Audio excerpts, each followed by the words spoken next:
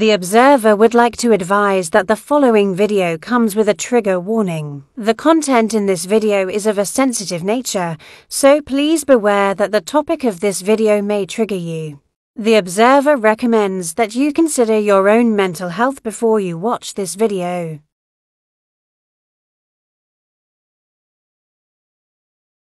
For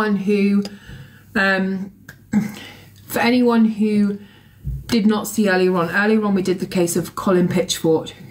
Oh no, she passed. I'm so sorry, Jen. I'm so sorry for your loss. I'll be thinking about you. She's 4 on Friday. Oh, Jen. I'm so sorry. I can't imagine that. I really am sorry. Can everyone put some pink hearts in the chat for Jen, please? And her daughter's 4th birthday. I'm so sorry, Jen. Comments like that put everything in perspective, doesn't it? Like, no matter what loss you're going through, no matter what you've lost, what you've been through, what you're struggling with, like, there's people out there that are burying kids, their children, man. Yeah, I can't ever even imagine. I'm so sorry for your loss. Another drink, I'll start this case. Thank you guys for being so kind.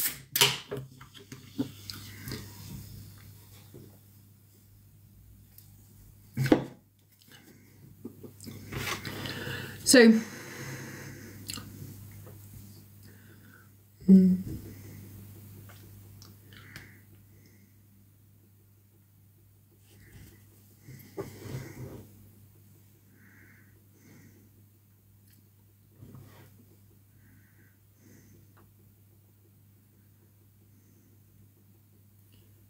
there's a weird noise on the other side of my desk.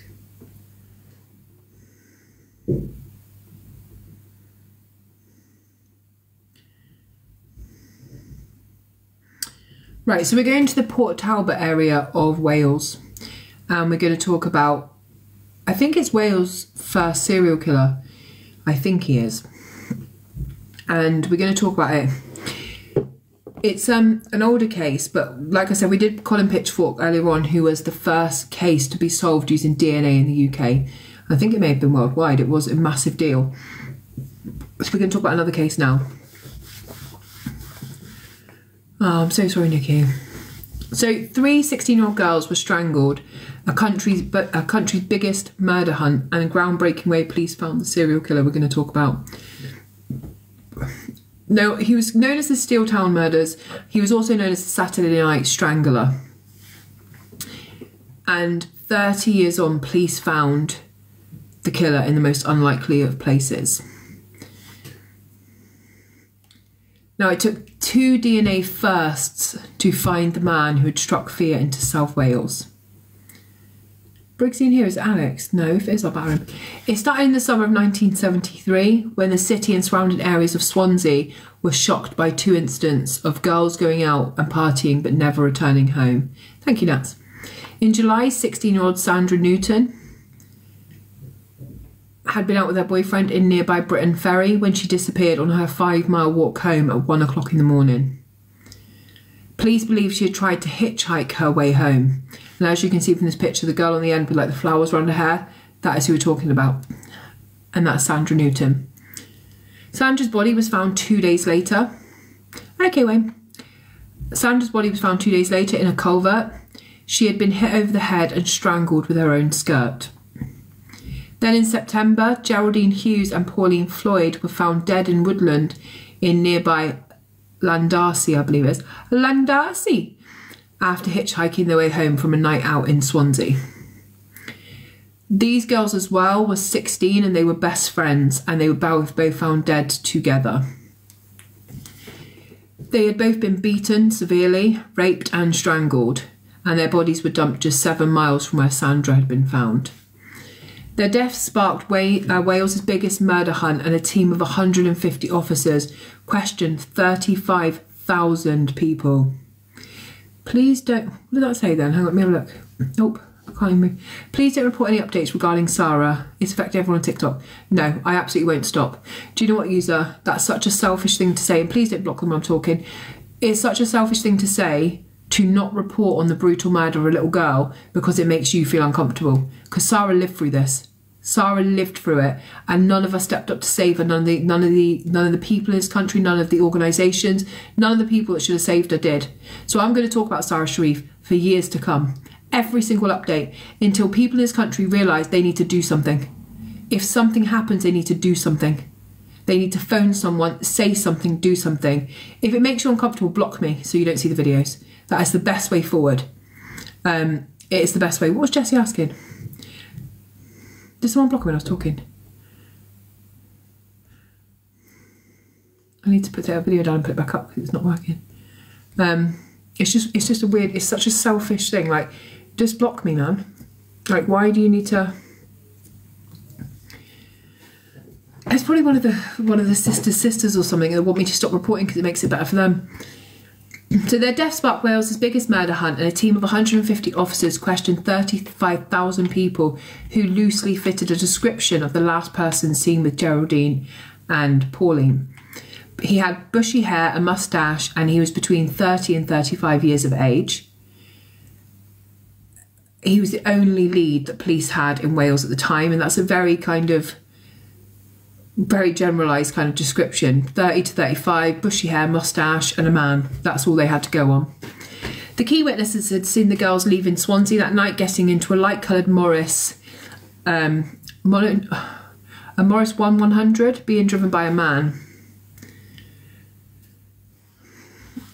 So these murders stunned the whole area. Like, there wasn't really a place in Swansea at this time where there was a lot of murders that happened. It was quite a kind of nice community, and people were shocked. And these girls died brutally. They were raped, they were strangled, they were beaten.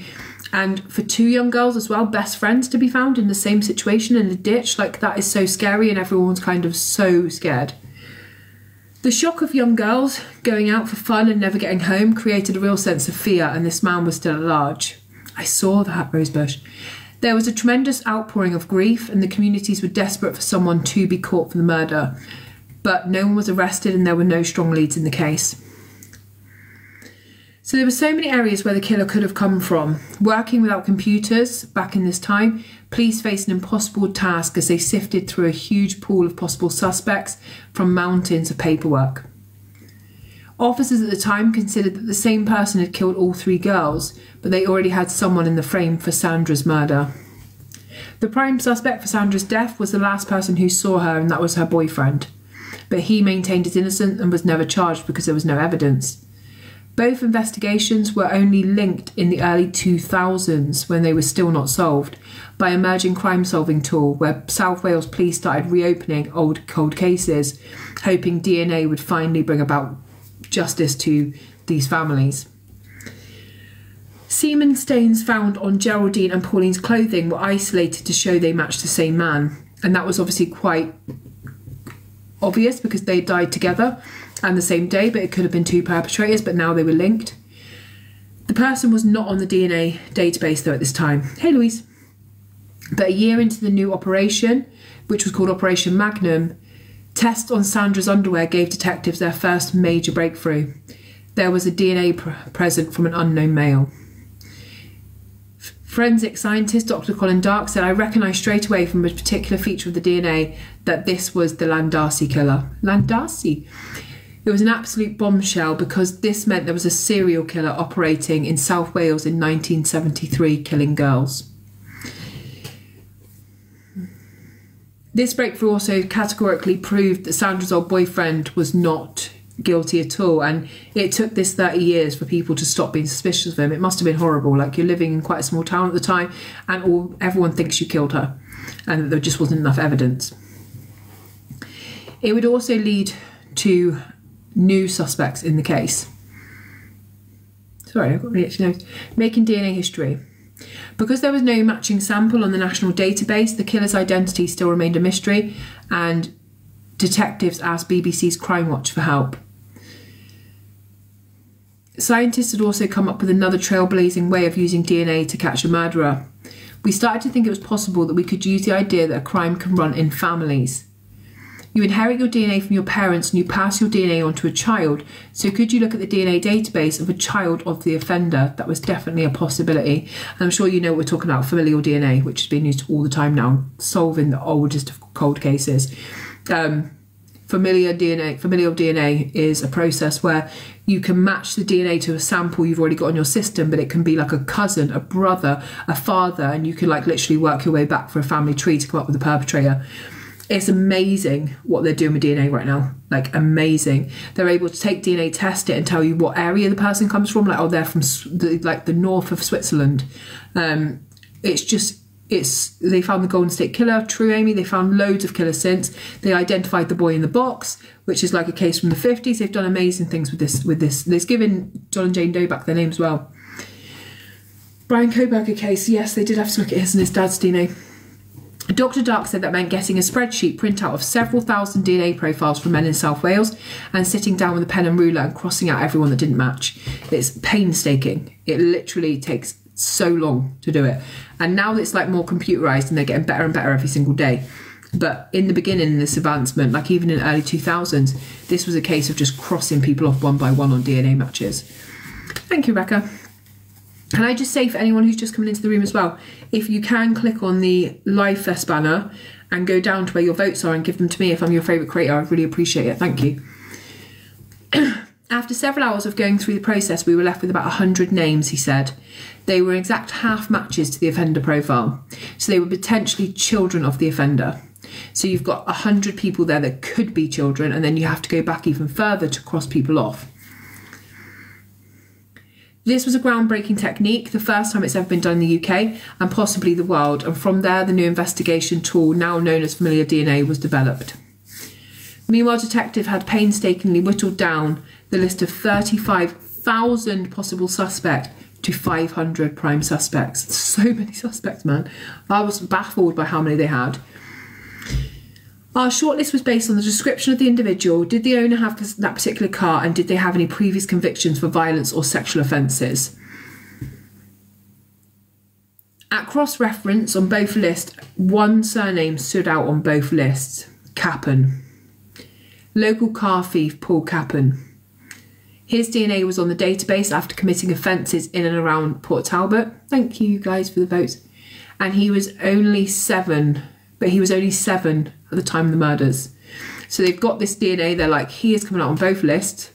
He's quite a strong DNA match, but he was 7 at the time of the murders, so it can't be him. Thank you guys for your votes. His dad, however, had been questioned back in 1973 because he fitted the description and he drove a light-coloured Morris 1100 or 1100 or whatever it's called. Thank you guys. Thank you for all the Live Fest gifts as well. The same year, police visited nightclub bouncer and part-time bus driver Joseph Capon's house on Port Talbot in Sandfield Council Estate. But he had an alibi from his wife and claimed his car was broken down on the night of murders and he couldn't have gone out. Thank you guys. He was known in the community as a bit of a thug, recalled Detective Chief Inspector Bethel. He had a history of domestic violence and had been to prison on a number of occasions. So I'm going to show you a picture of him. Thank you, Scooter. Thank you, Carol. Let me show you his picture. Why do I not have his picture? That's worrying. Is he on the picture? Why do I not have his picture? That's really random. Oh, I do have his picture, sorry. I thought I must have had it. This is him, Joseph Capon. Thank you for all the team gifts, guys. Now with his son's DNA proving he was a 50% match for the killer's DNA, Joseph Capon became the prime suspect decades after the murder. But there was a problem getting a DNA swab from him. He had died of lung cancer 11 years earlier. In early 1990, at age 48, he had died from lung cancer. To confirm police suspicions, scientists requested DNA swabs from Capon's ex-wife and daughter to compare to the killer's sample. That gave us 2/3 of a full profile for Joe Capon. We were comparing that to the crime stain profile to see if that matched, but we needed the full profile to make absolutely sure that we had our killer. Thank you, Kathleen Clare. Detectives were determined to be absolutely certain that Capon was the killer, so the families of the 3 girls could have some sort of closure. Like they needed to know that they were off the street. And often people say, like, thank you, Sue. Why do people push so hard? Thank you, Mama. For a conviction, if the person's already dead, you're not going to get any justice. Thank you, Mama. But I guarantee you, if it's your child, you'd want to know who. Dead or alive, you'd want to know. And you'd want to know he was dead. Like, trust me, you would want to know. There's no part of you that would go, oh, if he's dead, don't worry, don't look into it, it's fine. Because you'd want to know the man wasn't still on the street, and you want to know if you'd ever seen him before, you'd ever talked to him, had he been at the funeral, you'd want to know all of those things. It's the same as when stupid people come in my room and go, why are you still looking for Madeleine McCann? She's dead. Because I hate to think of a 3-year-old girl out there in the world on her own, buried somewhere cold and dark and not with her family. That's why. To me, it seems really, really obvious. Like, but I don't know, maybe I just care about missing people more than others. Thank you, guys. I just don't understand how people go like, well, the family must know she's dead. Like, well, they probably do. But yeah, they probably still want her to come home. Like, they want her body back. They want to give her a proper burial. Like, that's the truth of it. They also want to be able to go and visit her grave and tell her how much they love her. So I just don't get people's thoughts on that. You'd never give up on your children, regardless, ever.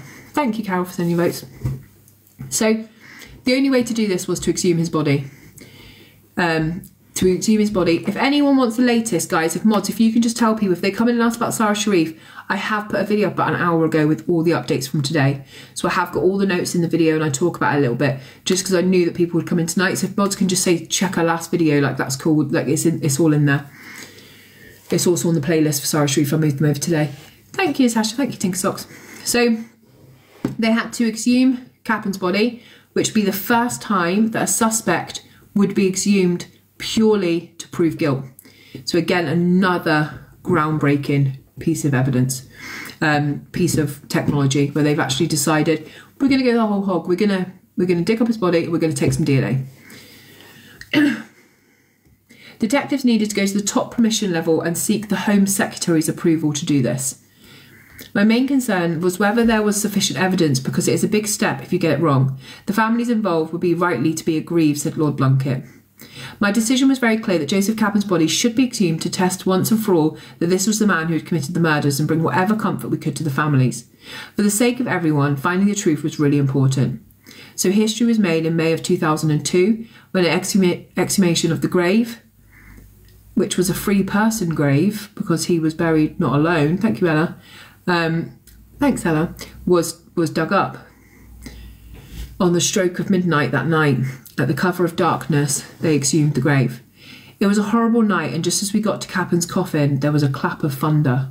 And I remember watching this on a documentary, and I remember them stood in the graveyard. They'd kind of covered it off with black stuff and like tarpaulin so people couldn't see. And as they opened up the grave, a massive thunderbolt hit the sky, and I was like, like, it was literally so freaky. And I was just like, that's him, like, going, don't you dare, because he knew he was guilty. Thank you guys so much. Thank you, Holly. It was the feeling that evil had been identified, and it sent shivers down my spine, said the police officer. Forensic DNA examination at nearby Morrison's Hospital in Swansea proved Cappen was the killer of all three girls after almost 3 decades. You literally make my day. Thank you, Victoria. You make mine as well. No words can describe the way we all felt. It was a huge relief, said Geraldine's cousin. None of us ever stopped hoping that one day we would find out who he was. It was so important to me. Thank you, Ella. Thank you, Kat. Geraldine was a fantastic girl, and she was full of fun. It was not just closure for Geraldine and Pauline's loved ones, but for Sandra's family and close friends. Thank you, guys. It's been hard going down to her grave for 49 years, and it's hard to believe that she's there, said her best friend. 49 years. My beautiful friend, she had her life taken away from her, her future taken away from her. I still think about her now after all these things that we could have done and should have done together, but after all those years, she can finally be at peace. That's fine, Debs. I think my mum was trying to get me to watch I'm a Celebrity earlier. I was like, I've got TikTok, mum. So they can finally be at peace. And I think this is a really important case to do, because it proves that justice can always come. Good evening, Kevin. And I've said it over and over again, haven't I? Like, we should never give up on justice, because it can always come. Just like missing people can always be found. After 10 years, 50 years, 100 years, like, people can find out answers. Obviously, they're not going to be alive after 100 years. But you can definitely have some closure. And like just one of the friends said there, like, now she's finally at peace. Like, that is such a precious terminology, because that lady has believed for 49 years that her friend didn't have any, like, she wasn't at peace. So it's a Morris 1100. Thank you, Kelsey, and say thank you to your husband. I literally try to read motorway names sometimes, and I'm like, M16. I'm just like, in America, I'm like, they lived at 2200, I think it's 2200. I just don't know how they say their addresses. So I'm going to put some pictures on the bigger screen. We'll move on to another case in a minute, but I just want to... there's a really good programme about this. I haven't seen it yet, but I have seen reviews on it, but I didn't want to watch it till after I did this live because I don't want to be influenced by programmes. But it's called The Steeltown Murders. It's on BBC. And it looks like this. Guys, thank you for all the gifts. I don't know where we are in the competition at the moment. We'll be very hard pressed to kind of get anywhere, but we'll try. So let me show you the picture of this case. Where did they start? So these were like posters up in the windows of places. Thumbing lifts has led to murder. Don't. Trying to get people to stop kind of hitchhiking. And I notice how like in these things, right, they go, thumbing lifts has led to murders, don't do it. But what they should say is stop killing fucking women. Stop doing it. 123, wow. The parents of murder victims Geraldine wanted so desperately to know who killed their 16-year-old daughter. Unfortunately, they weren't still here when the justice came. This was a nightclub that the girls had been to, the top ranked dance hall in Kingsway. You tell them, Nanny Kay. DNA evidence helped prove Joseph Cappan becomes Wales' first known serial killer. This was his grave that was exhumed. I'd have smashed his headstone as well. Not that I'm telling you to do it. This was the best friends, Geraldine and Pauline. All three girls together, with Sandra in the middle there. I know, Joanne. 3 young lives, man. It's just so sad that like people just don't. And I just got this one because it had their names underneath, because it's so hard when you're doing multiple cases to remember. And this was the investigation that they were doing to redo the programme for.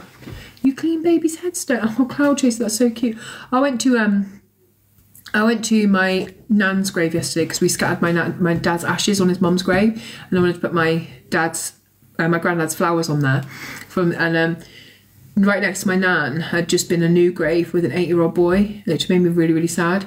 He'd just had his headstone done and like a big angel on it, and I thought, 8 years of age, man. But there was a little baby cemetery near my nan. Little kids. It's really sad.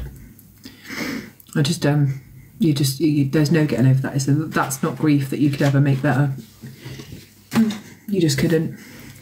I just imagine you'd get on with things for your other children, but part of you would never be here. I just don't know how people cope. Yeah, Cloud Chaser, there is a couple in my Muriel Drinkwater. Was that the case? What case did we do the other night? Why does that sound so... I don't think I've done that, but I think I've researched that case. What was the other case I had the other day that I was going to do? Because I didn't end up doing it because it got late, but I've still got my notes, and I probably have got the photos for it as well. Because that really stands out to me, what you just said.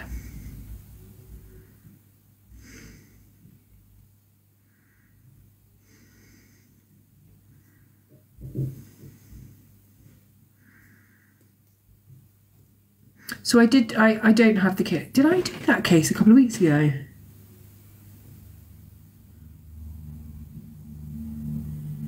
No, I didn't do that, but I will do it. I will do it tomorrow because I don't have photos ready for it. But it was I researched the case the other day and I remembered it purely by the name, the Little Red Riding Hood murder. And when you said Muriel Drinkwater, I thought I've literally been reading that name. Nicola, you can put it in here and the mods will screenshot it and put it in the Discord. If you're in the Discord, you can pop it in the Discord. I did do a video about the baby today that was found in Salford. They didn't know how long it's been there yet, so I can imagine if it just makes you feel sick, doesn't it?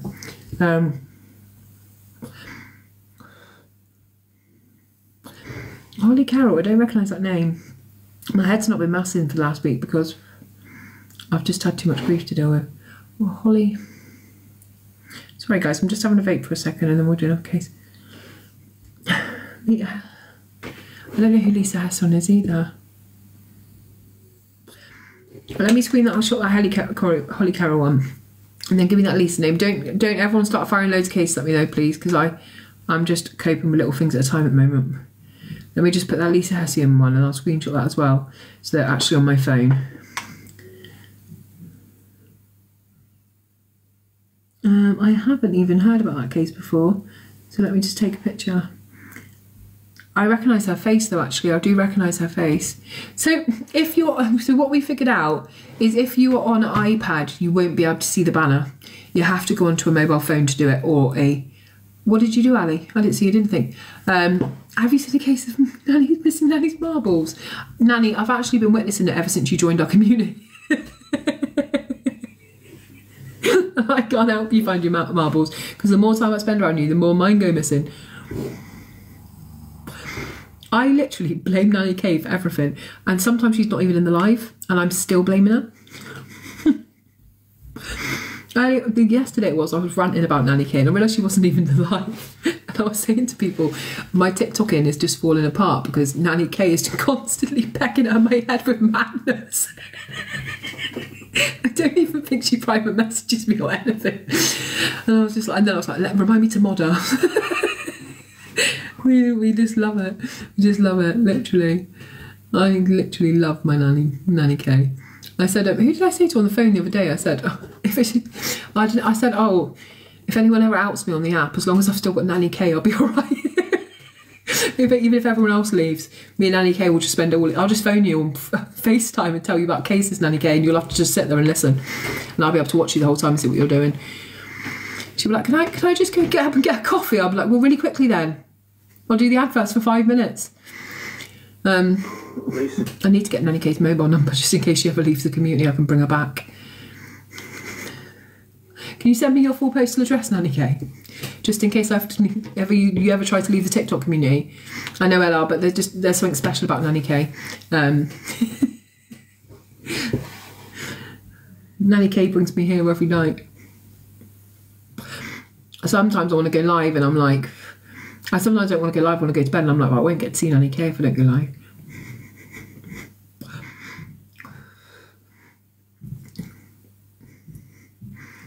And if Nanny K ever goes missing, I've got her.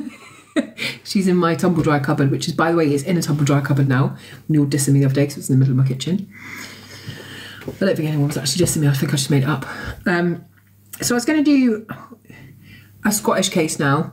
It's a little bit more current, but it's actually the murder of Suzanne Pilley, which is a murder without a body case. Yeah, that's what I'm going to do. So I'm just going to give me a second. It's going to pause. Big thank you, Lynette. Nanny K. Stop. I'm going to change my name to Hayley Comet and Nanny K. Thank you, Sasha. And then she'll never be able to leave because her name will be in my profile. So yeah. Thank you, see. And I'm going to kick everyone apart from Nanny K out of my Discord. 24/7, she'll have to reply to me because I'll be like, hi, Nanny K, morning. How are you, Nanny K? I love her. I want Nanny K to be my mum, but don't tell my mum. Right, I'm just going to find a picture for my live, but I'm going to have to go always Nanny K. Brethrens. I'm going to find a picture, but I took it last week when I was going to do this case, so I'm going to have to go through. So just keep everyone busy work because it will pause the screen. It always does. Who's trying to come in my box? If it's not Nanny K, I'm not interested. No, it's 2 more people. I think she's scared. Sophie, keep an eye on Nanny K because if she leaves alive, phone my mobile.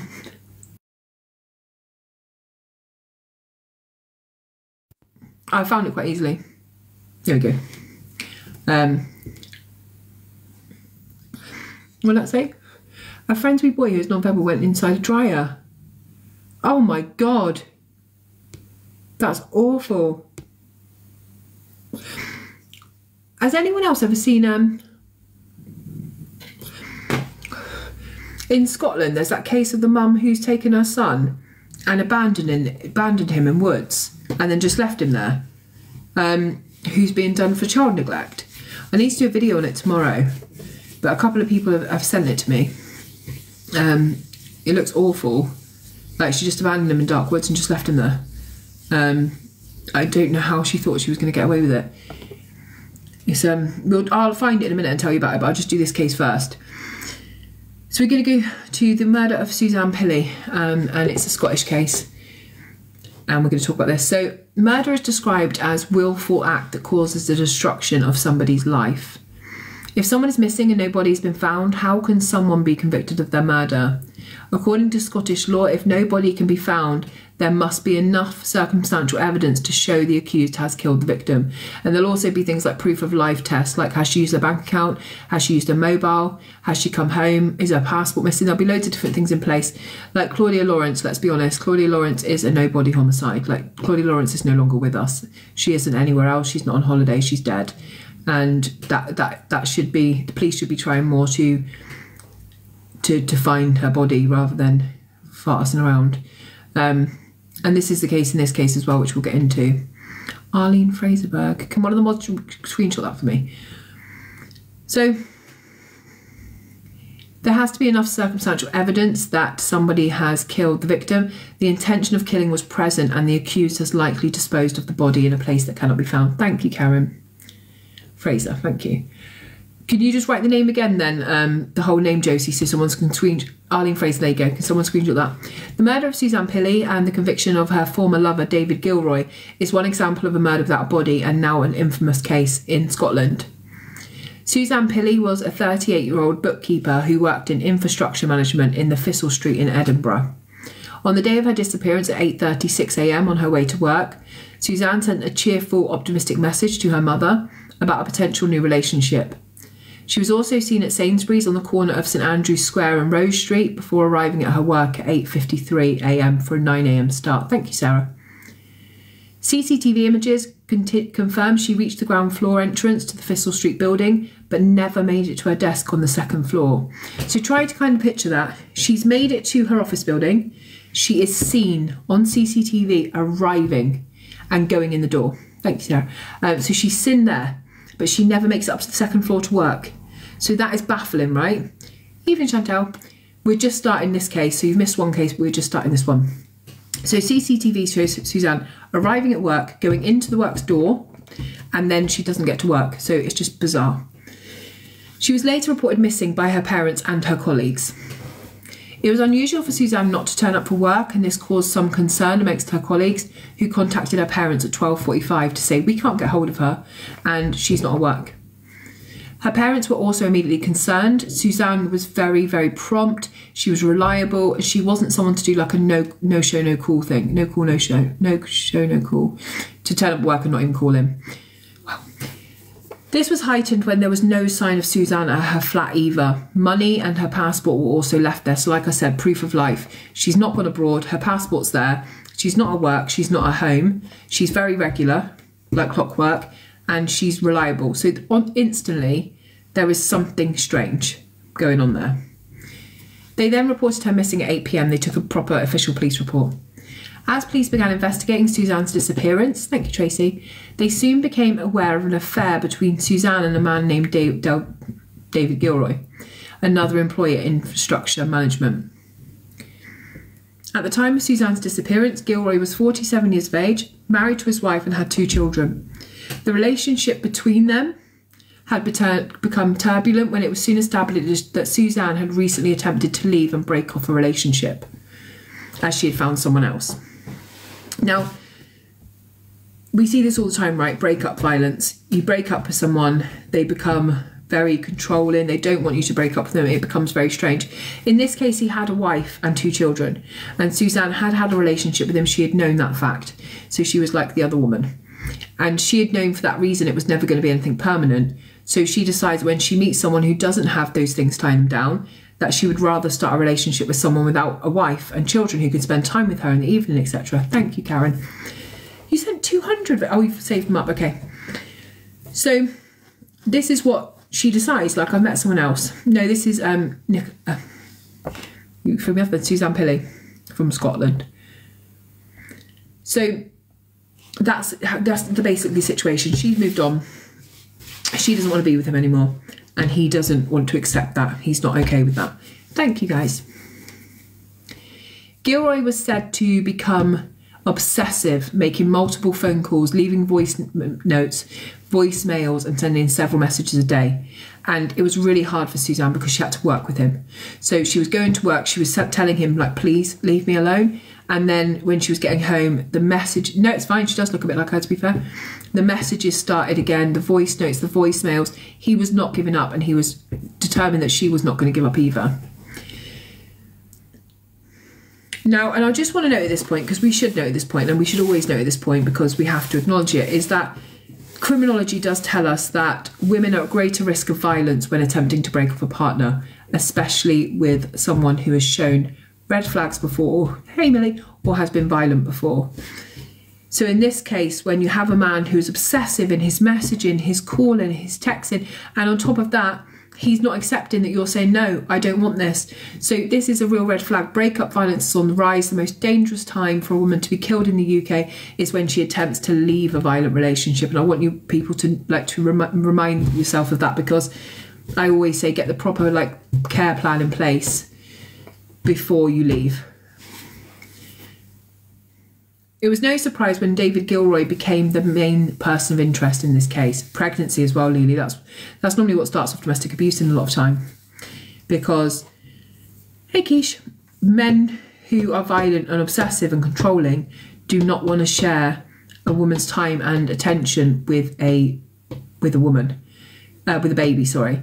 And women, as we know, when we get pregnant, it's all about the baby. Like, we love our babies.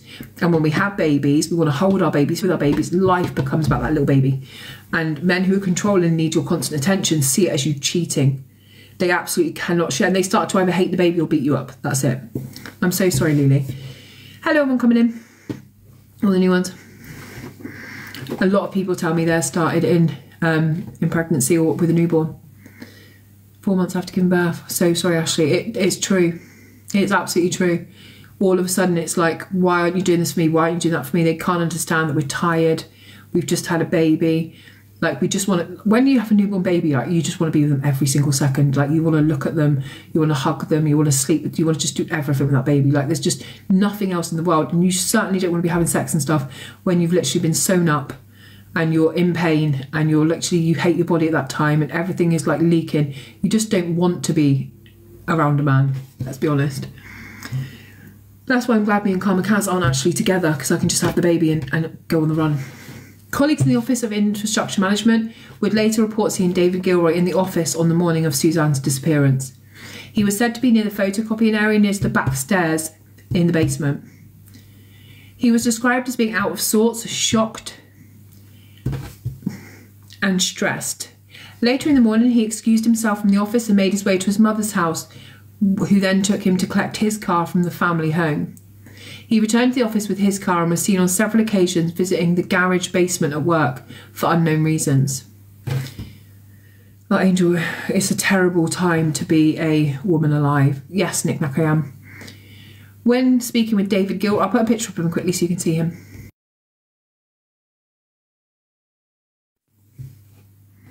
This very intense man here is him.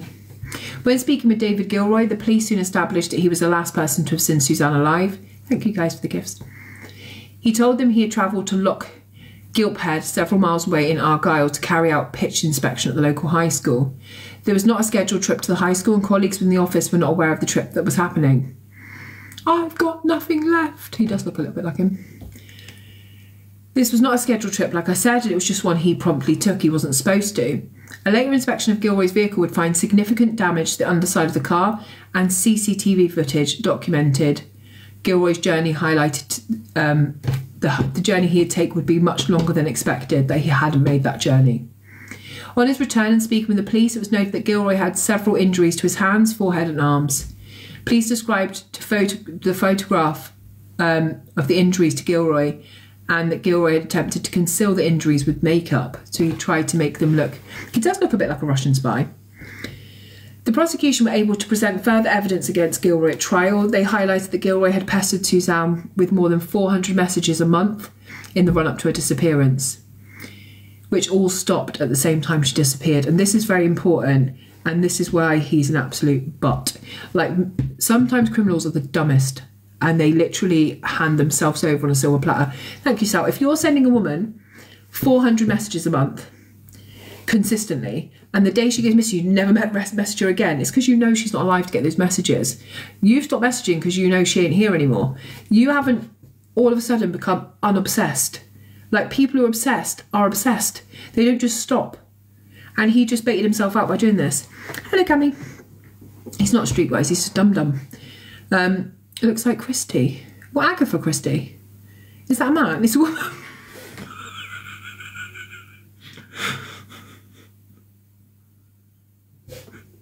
You don't mean Linford, do you?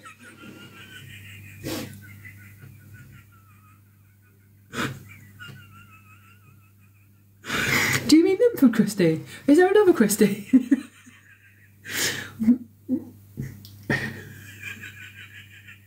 Who do you mean? John? Oh. Who's John Christie? I didn't know there was another one. I actually was picturing Sherlock Holmes but saying Agatha Christie out loud.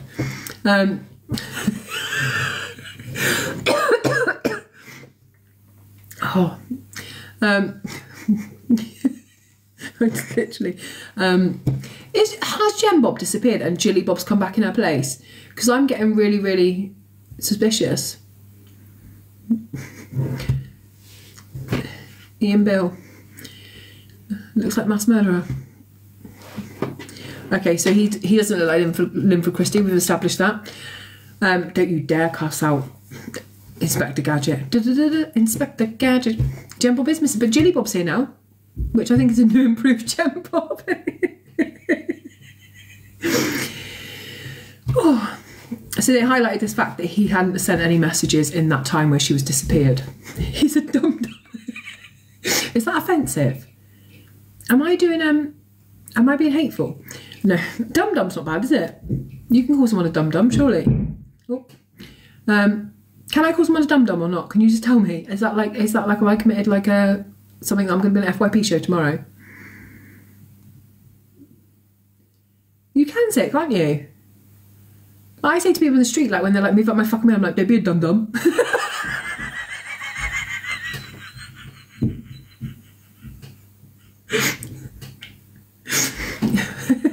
Because I'm well hard, I'm a gangster in real life. Dum-dum is okay. We've all said that, right? So if I end up at an FYP show, I'm going to go Jilly Bob, Vanda, Laura, Miss V. They all said it was cool. They all say it as well. And can you, Nanny K, can you send me a voice note if you say it over and over again? Like make it into a song or something. So if I go on Miss Red, I can go, look, this is where I got it from. And Nanny K's I go dum dum dum dum dum dum dum dum dum dum dum. I know, literally I can't stop. Yeah, okay, so everyone be Miss Red live tomorrow in case I get pulled up. They'll turn it into some kind of slur and I literally will just be like, it wasn't me, it was my mod Kiki. Kiki and Nanny K did it. Yeah, I need help here, guys. So the police also used the specially trained cadaver dogs who are able to detect when a dead body has been present to give a location. They highlighted significant areas of interest in both the basement of infrastructure, saying there was a dead body there, and also in the boot of Gilroy's car. So they did actually see several... Sorry, Kiki, you called someone a dum-dum. There was also... So they could tell a dead body had been in the basement and they could tell one had been in his car. However, there was no body now. Proof of life inquiries also failed to find any indication that Suzanne was alive. It was ultimately put on the jury that Gilroy had dumped Suzanne's body in the remote area of the Rest and Be Thankful. Where is the Rest and Be Thankful? Because that sounds a really nice place in Argyll, shortly after her disappearance. A vast mountainous area that Gilroy would have to have driven through to reach the Loch Gilphead High School. No problem.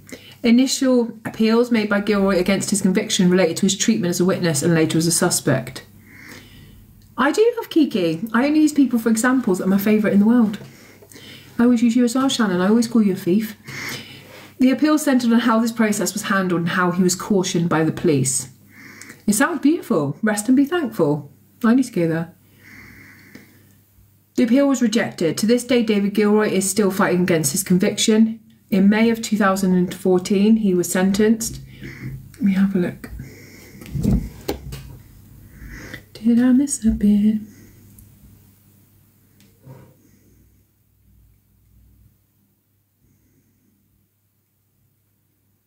For some reason I didn't write down how long he got sentenced for. So he got life imprisonment with a minimum of 18 years on 18th of April 2012 at 9:30 in Court 3 of the High Court in the Justery in Edinburgh. Lord Brackadale sentenced him to a minimum of 18 years. So he could be out in about 6 years.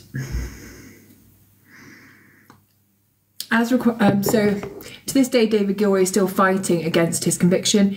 In May of 2014, he applied via the Freedom of Information Act requesting the CCTV recovered as part of the investigation. A copy of the comprehensive list of the CCTV, which was covered by the police as part of their investigation into my case. The CCTV is that which was detailed in the BBC documentary. I am seeking the full list of recovered CCTV with the date it was obtained by the police, the details of what the images occurred, and any location which refers as detailed in the Lothian and Borders police certificate. So he's basically asking for the CCTV, which I'm not sure why. It's unclear what purpose he may have for that CCTV footage, but the request was not granted. His family, who continue to protest his innocence, have also made references to CCTV in their campaigns. So this is what his family have said in their kind of online campaign. We would also like to say that if we thought for 1 minute that David had committed such a heinous crime, we would certainly be asking to put the police minds at rest. Since 2012, the trial, as every year has gone by, it's become clearer and clearer to us that the evidence given in the trial shows the Crown theory was well nigh impossible. For over 2 years now, we have been trying to establish reasonable access to the original CCTV footage for our expert, who's been considering the details. If there was no such crime, it follows that there was no cover-up and it will never be possible for a body to be found in Argyll. At this stage, 10 years on from the event, we call on the Chief Constable to ensure that fresh eyes from new experts and Police Scotland ongoing review team give everyone a chance to bring the sad story to a close. Their campaign attempts to pick holes in the intricate aspects of the case. In their own words, they claim they are challenging the narrow point of law. According to the Gilroy family website, an alternative line of inquiry had been suggested by Gilroy relating to CCTV evidence not presented in court. This alternate theory does not appear to be in the public domain. At the time of writing the last update on their website, they kind of said that's what they were hoping to do. Hey, Anita. You're talking too fast, I can't understand you. Welcome to my world. Sadly, Suzanne's father died without ever finding his daughter. On the 10th anniversary of disappearance, Suzanne's family spoke of how they longed to give her a proper goodbye. They also back a new law in Suzanne's name that is now due to be implemented in Scotland. Suzanne's law will see changes to parole board rulings in cases where a killer refuses to reveal the victim's body location. This will now be taken into consideration by parole boards, which decides if a prisoner is fit for release. I nearly used that word again. However, opposition parties argue the changes to the rules do not go far enough. This is one of the rules I really want to see in place all over the UK. And not just the UK, but the world. Nothing upsets me more in the criminal justice system where a killer can be... I kick Irish pins. Huh?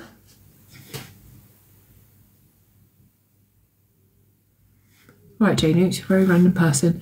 A killer should never ever be released without telling where their victim's body is. Ever. You should not be able to be released and move on with your life when there is a family who cry every night for their lost loved one's body.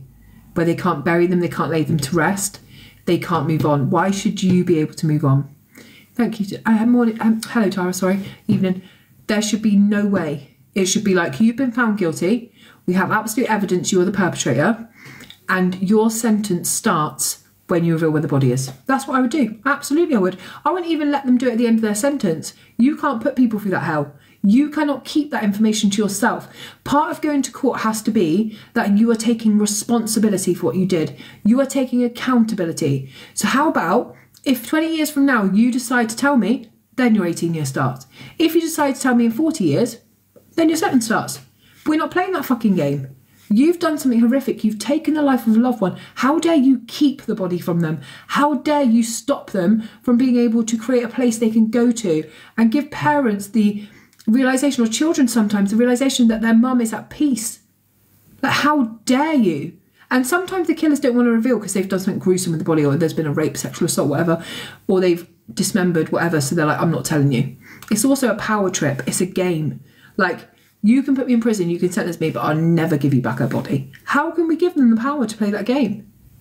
It's disgusting. Do you know, to lose a child or a mum or dad in a brutal murder, horrific. A sibling, horrific.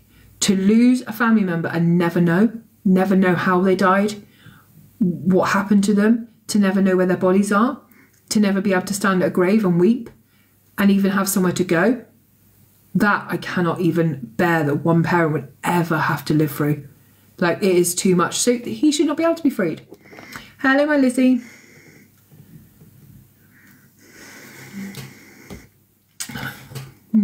It's awful. It's so hard. So they are trying to change the law. The changes still do not guarantee the failure to disclose the location of the body will be taken as grounds to reject a prisoner's release, although it will be considered. Thank you, TikToker. David Gilroy continues to serve his 18-year sentence in prison. At the time of writing, Suzanne has still not been found to this day. So at the time of writing those notes, like she hasn't been found.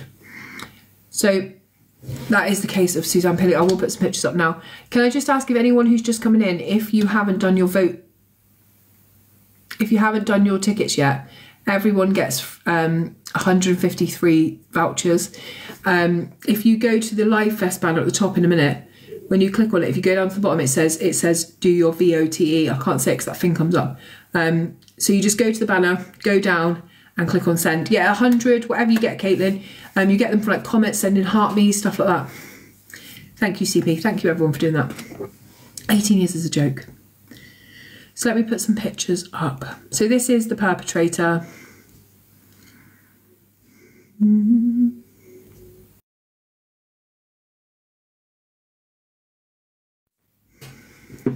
This is the last CCTV of...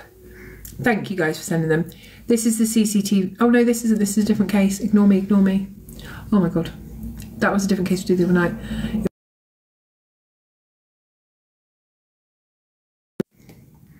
That was a case we did the other night. I know, because I said the word, Leslie. It's my fault. This is her. This is Suzanne. Evening, Shell. Hello, everyone coming in. Right, let me put a charger on phone because I've got 15%. I think, Sweet Cheeks, they come after midnight. Yeah, I think so. Is Amanda in here tonight? Amanda, who gave all ours to Alex Brigham. She said to me, well, you weren't on in time. I said, Amanda, I'll never forgive you again. Especially not Brigham, man. I'll beef him right now. To be fair, I don't mind Brigham. Thank you, Tracy. But he's still not as good as me, by far.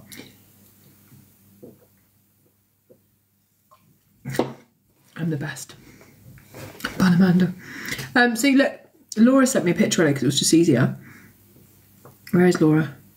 Where is Laura? Where is Laura? Ooh la loo, ah la loo. So you go to the Live Fest banner, and there's a button down there underneath the Vault Gifts that says send. Can you see? So you just click on the Live Fest thing, then you go to vote.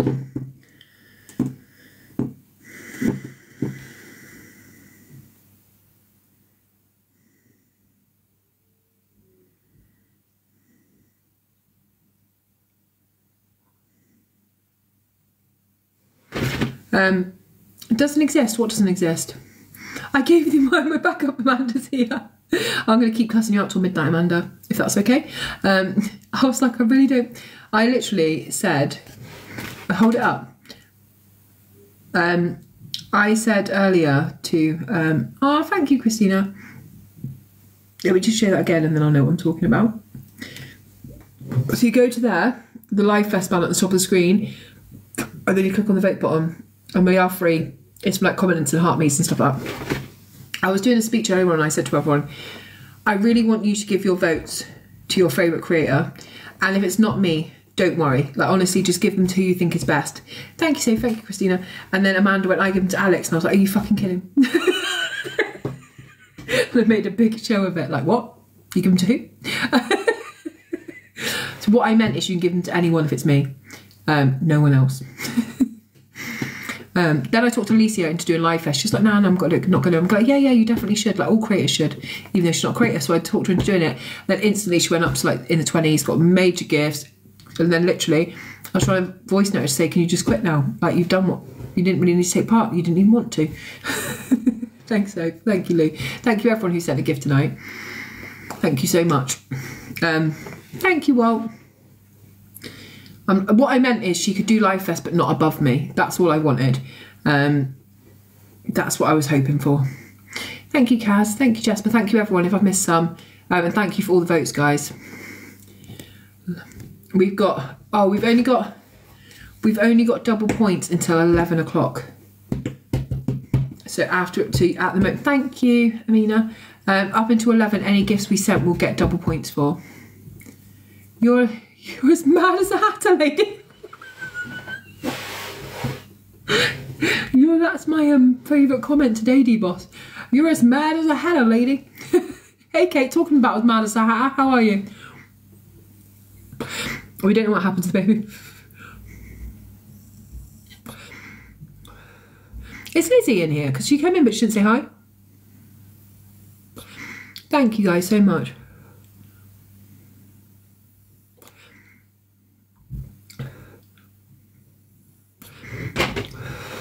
Thank you guys so much.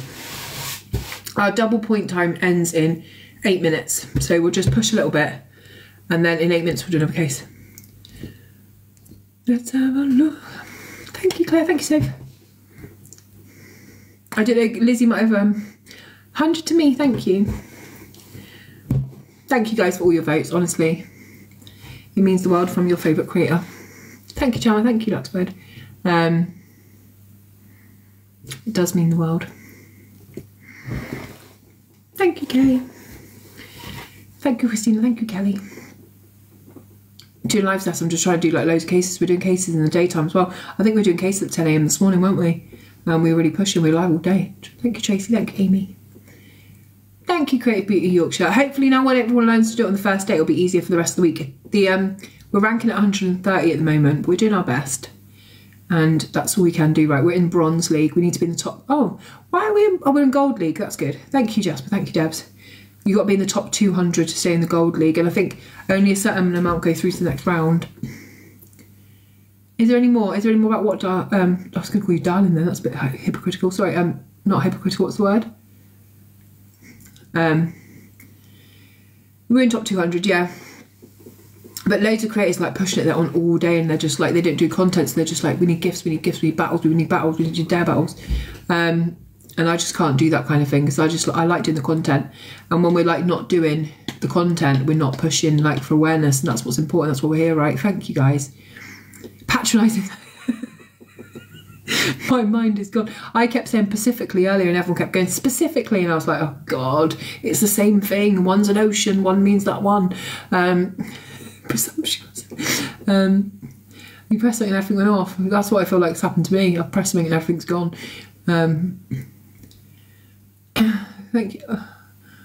All right, Raz. Thank you. Thank you, guys. Yeah, apparently on promiscuous. She wasn't being promiscuous.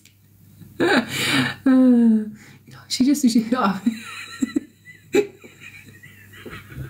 sorry I called you darling. I was being promiscuous. I'm a couple of sandwiches short of a picnic tonight. Thank you, Carol. Thank you, Debs. Thank you, Naz. I started with Tori's jokes like, why did the microwave cry? Because it wasn't Tupac. And I was just like, oh, it's bedtime, man. Thank you guys so much. We've got 4 minutes left of our bonus time. Thank you, TikToker. A couple of sandwiches short of a Pacific. I love how we can just have so much fun and then just switch back to a serious case like halfway through. Thank you guys. I imagine for anyone who doesn't follow me, who doesn't actually understand my personality, thank you guys, who are watching the videos back on Observer, just think I'm an absolute nutter. Or someone said to me before, like, they sent me a message saying the fact that you laugh halfway through a case is really disrespectful. And I'm like, you try and research the cases I research all day long and then not have like a personality where you can laugh sometimes, because it's impossible. I'd be crying all the time if I didn't have a weird brain. And then I said to them, take this up with Nanny K. So, oh, thank you, Kira. That makes it so much easier. Let me just switch that off so you can't see your last name. The Live Fest banner is here. I also look a bit like Daniela Westbrook there. What's happened to my nose? Hey, Livy. So you go to the Live Fest banner up there, and then you go down the bottom and you send your votes, and you can also do it from your backup account. What happened to my nose in that picture? All I have to do is wear all Burberry and I'll be like a cute headpiece. Thank you, Lisa. Is that you?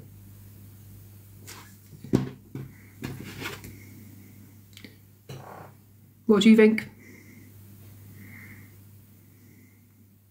Nah, it's my twin sister. Like, thank you so much. 12 loaves short of a day. But I'm missing all my loaves, Lynn. Fucking Hoover knows. Sorry, this is definitely me. Thank you, guys. How many minutes? We got nearly 300k likes. Thank you, guys. Thank you for all the votes, guys. Honestly. Why does it look like Team Hayley from Team? It looks like Hayley on the gear. Not gonna. It does look a lot like Dr. Phil. I'm glad you can see that, because no one believes me.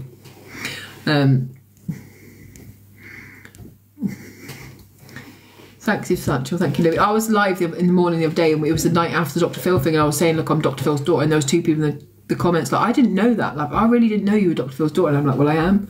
They were like, why have you never said before? I was like, because I'm not going to put it out all the time and get fame off my dad. Like, I just want to make my own profile. Like, I just want to be known for myself. They're like, you don't even sound American. I'm like, he didn't want me.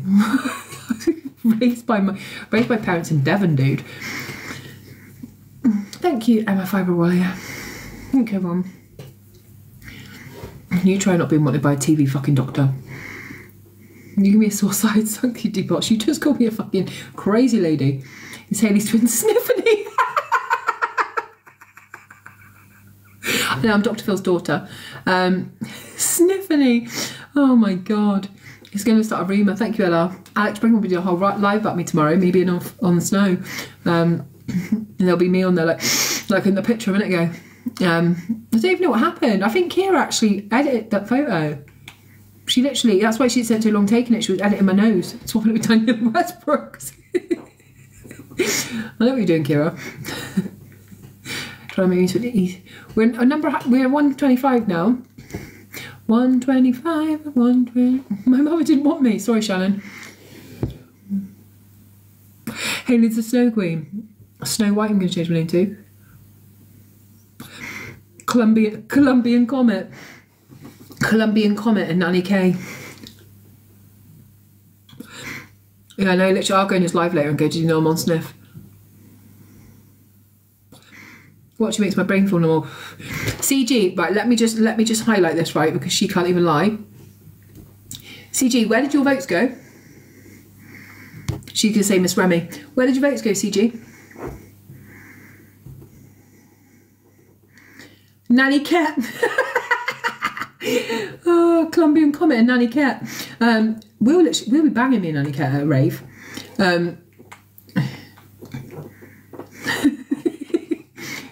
CG, where did they go? None to Remy, she doesn't do it. Where did yours go then, CG? Sorry to point you out. Sorry to highlight. Why isn't Remy doing it? I showed you how it used to be done. Me and you with our bloody bad knees like that. I'm like, hold my arms up, Nanny, they're hurting. I can't even rave anymore. Ask everyone. I'm going to highlight you one by one and ask where your votes are. CG silence is loud. I can't think of who she'd give them to apart from Miss Remy. I will hold every single one of you. If you're going to come here and consume my free content every night, you're going to give me your votes. I'm answering. You give them to Miss Red. I saw Miss. You, Alicia and Paigey. Bun Alicia and Paigey, man. What did Paigey ever do for you? And Alicia, she's not even a content creator. Get them in here now. I'll get them up in the box and I'll say to them, look, both of you need to quit doing Live Fest. I'm not doing it. What did they ever create apart from fucking drama? Tell me that. Everyone answer me in the comment. You tell me.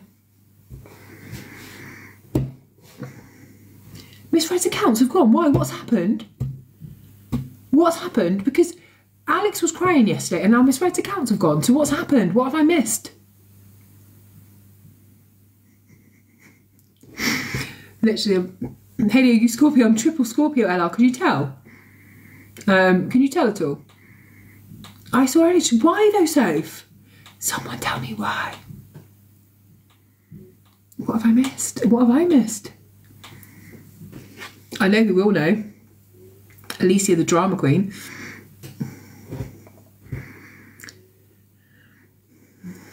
Alicia, where's Miss Red's account gone? Because we need the gossip. Can you ever come into my room and get in the box and tell everyone? Or can you just voice note something I can play out loud?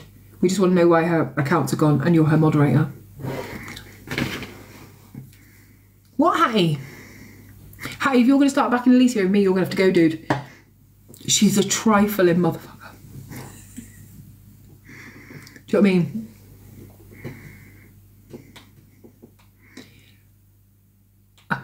Bye, Hattie. Don't let the iron brew hit you on the way out. I don't know, we're waiting to find out. If she don't open my message right now, I'm going to fucking beef her right now.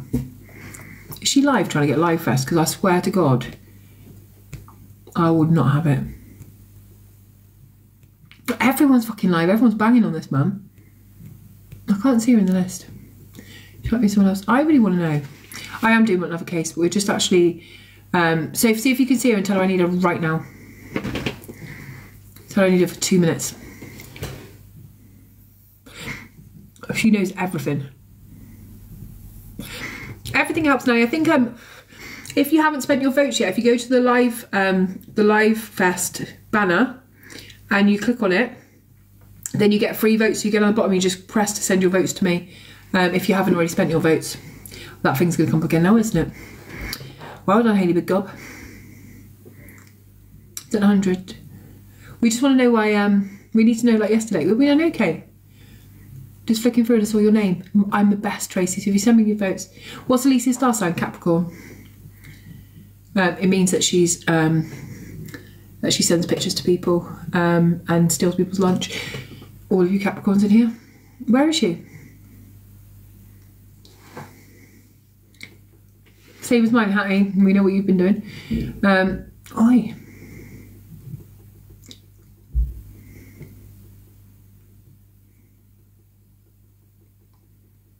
She got outed on the app earlier, being racist. Well, she outed herself, actually. So it took out. I really need to come in here now.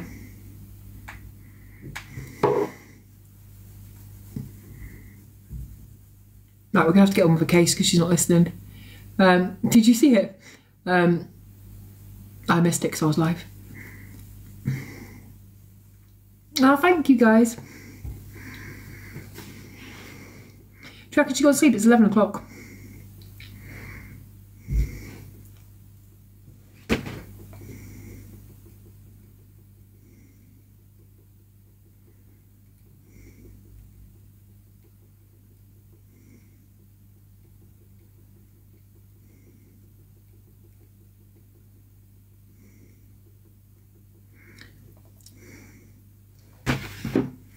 No, I can't get hold of her. So no one knows. Thank you for my votes. Thank you, guys. I'm just waiting. There's one other person that may know. I'm just messaging them and see what they say. Can the case be the hunt for misread? I haven't even got a mobile number. I saw Alex was crying yesterday, and then he said the only reason he came back to the app was because he had been watching Rocky motivational videos. So he had obviously been sat there in his dressing gown, dancing to Eye of the Tiger. Do, do, do. Do, do, do, and then he came back. But maybe Miss Red didn't see.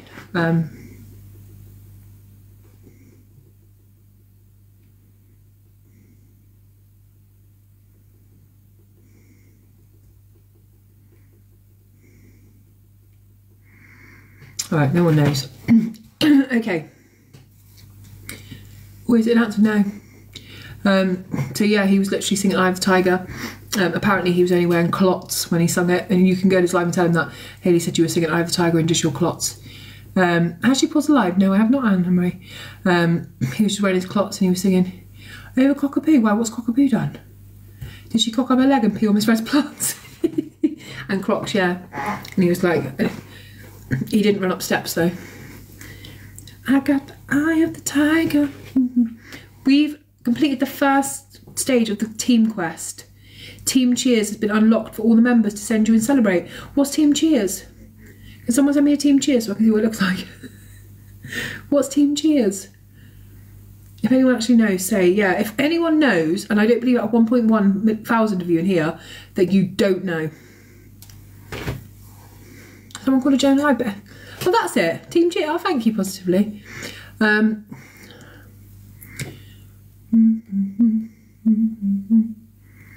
I got the eye of tiger, the tiger. I can't see. Popping lights, so thank you guys.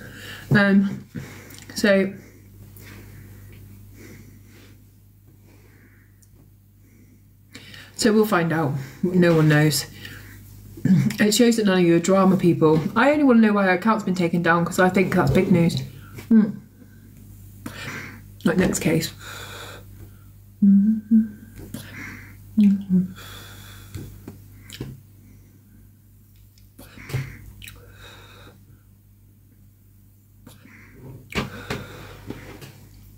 Papa Blaze slipped up and called her Jenny, but everyone knew she was called Jenny because she was doxxed. So why would that make Miss Red take her accounts down? So I don't understand that. Like everybody knew that was really her. Cockapoo's evil avocado? No. That is not true, surely.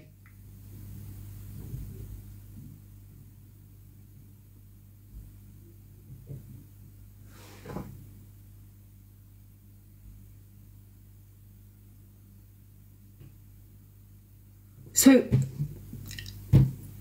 surely she can't be. The person that was doxing people's children, family member, including Miss Red's family, her whole family, her kids, her grandkids. No, Cockapoo was doxed as Fiona Neal. And then they called her Jenny.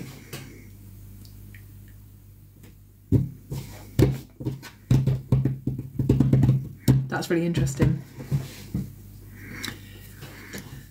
That's really interesting because when I looked into who she was, that was the name I came up with. So when they were saying it's Fiona Neal, I was just like, oh right, okay. But I did think when I found who I found was called Jenny, and yeah, so I had found a Jenny, and that's who I said. When I said to you guys, I know who Cockapoo is, but I'll never put it out. That was the name I found. So when they doxed her as Fiona Neal, I was like, oh, I got the wrong person. Like, but I researched it, and I was so sure that that's who it was. I thought she was Jen, and so when they doxed her, I was like, wow, for once I'm off. For once I'm wrong with what I found. Like, you know, I did research. I didn't put it out there, so I wasn't that bothered. I just was like, oh, I got the wrong person. So that's really interesting. I was quite convinced. But Alicia's not... Alicia, I know you're awake and I know you're doing something that's not important. So she just agreed to it. Ooh.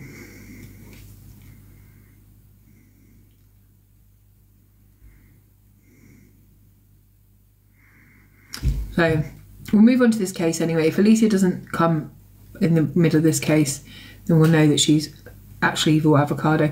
So that's what we're going to say. If Alicia doesn't come into the room by midnight, she's evil avocado, and everyone can put it out. Okay. Oh.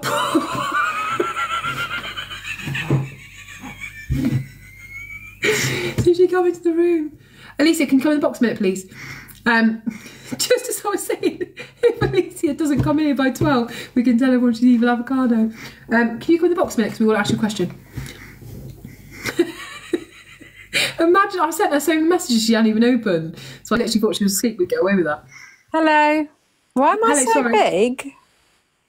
What do you mean you're so big? My picture looks huge. Why? Because everyone looks bigger in this life. I'm really a skinny person. Why is Miss Red taking down her accounts? So I messaged her earlier because obviously I am Miss Red's mod, everybody. I'm massively in the clique, but she basically just said she's had a terrible time and she's just taken some time off. So is it true? Can I just ask what you gain from these cases? Do you resolve them, honey pie? Yes, I do, honey pie. I get awareness for these cases, honey pie. Is it true that somebody slipped up and called Cockapoo Jenny and she answered yes? I haven't heard that. Someone was actually messaging me tonight about Cockapoo, but you know when Cockapoo was first, like people were first trying to dox her, they had her down as a lady called Jenny and they were putting pictures out of this Jenny lady. Okay. However, as far as I'm aware, her name is Fiona. Yeah, see, when I researched, I said to everyone, I think I know who Cockapoo is. I'm not going to put out because I'm not doxing anyone. I thought it was a woman called Jenny. I'll have a look in a second. Oh, I've blocked evil people anyway. So when someone came in today and said Papa Blaze actually called her Jenny by accident, and she actually answered to it. She said yes. No, see, when I was on the phone to her one day, she accidentally, this is before everything come out, called herself Fee. Like, she was talking, like, someone was talking to her. She was like, oh, and they said Fee, blah, blah, blah. But I just obviously didn't tell anyone because I'm not a doctor. Well, I am now, but I wasn't at the time. Right. But yeah, I think her name is Fiona. I don't know. Oh, Papa Blaze Bant. I just got a message saying Papa Blaze Bant is with her and calls her Jenny. Okay, probably cool. because of all the stuff from before. So we were just kind of wondering, because Alex was crying yesterday and he said he only came back to the app because he was listening to the Rocky theme tune with her. He said he was just crying. What? Yeah, he was crying on live. I went in and he went, the only reason I've come back is because I've been listening to inspirational quotes from the film Rocky. And I was making jokes and comments and he didn't think it was funny about him wearing clots and Crocs. Now, somebody just said that Cockapoo has been proven to be evil avocado today. No, she hasn't. Why would she dox herself? Put her name and full address, her husband's business, and put out a coffin of her. Her family members. Like, come on now. Yeah, that's what I said. And she put out Miss Fred's grandkids and everything. So the next thing is, how has Miss Fred had a terrible time then? Because I didn't know anything had happened. I don't know if she means in real life, like in real life as well. Oh, okay. Yeah, so I didn't pry into it. I just said like, have a nice time. You think it's Luke? Why would Luke do that to Miss Fred though? No. He's up above. Don't you talk about my Luke like that? I'll go mad. Luke. I just you haven't even got any messages? How did you know I needed you? I got a share from someone who never shares lives to me, so I knew that you were talking shit. I have called you a lot of bad names. We just wanted. What I was doing. I was deep into watching a thing about a lady in America called Laken. I don't know if you've seen it. Yeah, I saw the. I was watching videos about that. I've just told Hattie if she talks nicely about you one more time, I will demod her. Don't you ever? You can literally let the iron brew hit you on the arse on the way out because I'm not doing that. Don't take it out on Hattie. And someone else came in and said, I give some of my votes to you, some to Paige and some to Lisa. I said, don't you dare. I said, how the fuck are you going to give it to them there? All they cause is fucking drama. All they create is fucking drama. When have you seen anything created from them pair? I've literally got into I've started outing myself now for attention. Well, you know, I've got to do another crime case. I just need Alicia for that bit of gossip that she's not got. Literally, I was like, someone said Miss Fred's account's gone. I'm like, get me Alicia now. Yeah, someone messaged me. Someone had won her sub competition and they messaged me saying, I don't know if she's blocked me or what. And then I had a look and saw she was gone. We'll do the Nathan Riley case tomorrow. Yeah, I was just watching it. There's all like, you liar, Natalie. Natalie, you kicked me out of the boyfriend group and I'll never forgive you. Yeah, because she accidentally doxed your number. Yeah, well, I literally screenshot everyone in that group, so I've got everyone's number. I don't care. So when she said she kicked me out, so I didn't have the numbers, I've got the numbers. There was audio of the 911 call, and it's actually really sad. Riley, stop sending me nudes. She keeps sending me weird, like her naked with a didgeridoo, her naked with an accordion, her naked with a fucking small guitar. It's weird. I like those pictures. Do you? Yeah. Let me tell you something. If you spam in here, Natalie, you will get muted. Let me tell you something. Natalie,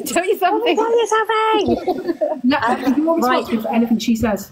Right, no, I'm being kind. I was just saying I kicked you out because I didn't want to dox your number to people if you didn't want your number being doxed. No, I don't really want I don't want anyone who's not famous to have my number. Right, so shall I not add you back into the group? No, I don't. I'm back in the group. I don't mind you, Alicia and Charlie have my number, but I don't want.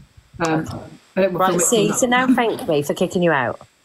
I am thankful, but hopefully no one's texted me anything weird anyway, apart from Charlie. It's never a real sorry when there's a but on the end of it. Yeah, I agree now. No, did I say sorry? You just said sorry and then you said but. Well, thank you, Charlie, for highlighting that issue. So no one's really got. Could you go back to Miss Red and say what exactly is she dealing with? Right, do you want me to dox her messages?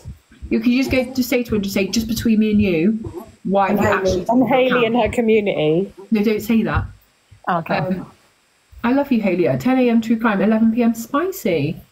No, she's doing another crime thing in a minute. I'm doing a crime thing and then I'm going to get on my left tit. So if you, Book club tomorrow at 10 p.m. Can everyone send me their votes as well? Oh, fuck. I keep saying that word and that thing comes up in the bottom of the screen. Book club at 10 p.m. tomorrow night. Is it actually happening though now? It's actually happening tonight. Tomorrow night, I promise. 10 o'clock. If book club actually happens, I will do a live earlier so I can come to it. Yes, please do. 100% I'll do it, I promise you. Right, cool. Right, you two need to leave something about crime. Okay, everybody follow me. Book club tomorrow at 10 p.m. Bye. Bye. Are you still doing it on the same subject? Yeah, still on this country. Yeah, because she hasn't done it. Right, guys, it's not a book for Natalie. Natalie doesn't read, so it's actually This Country, the funny TV show. So what you have to do is watch This Country, and then we all discuss it in Natalie's live Tomorrow at 10 p.m. as gingerbread men. Yeah, and book club's going to be every Thursday at 10 p.m. You don't have to read, you can watch it. Yes, you can just watch it on TV and then turn up to Natalie's live. It's brilliant. And Nanny K, I'm so glad you love that programme, because when me and you are just sat together in our robes, nothing else, we can watch it together. I love This Country. You're having intrusive thoughts today, and I'm scared. Oh, no, you should hear some of the things I've said on this live. I've literally said things I should never have said. I've come in a couple of times, and you've been saying wild stuff every time, so I've left because I was absolutely terrified. I know. You can watch it on BBC iPlayer. There has been some intrusive thoughts tonight, to be fair. Right, thank you for plugging me, Hayley. No problem. I'm not plugging you again, though. Thank you. I'll peg you tomorrow. It's getting very weird. I love you, bye. I love you, bye. I love you, bye. Bye. And so if you see that they don't actually have any information that we needed, why is she plugging you? I don't know. I think I've been plugging her, which I didn't even know about. So please do not, Hayley plug me, unless you pegged me. Pass it on.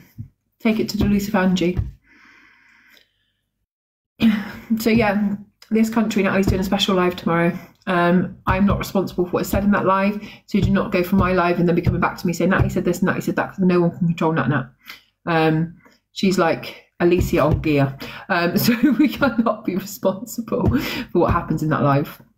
But I will be in there. Yeah, and I'm also not the same person in that live. I have no restrictions. It's all intrusive thoughts in that live. Yeah. It is what it is. I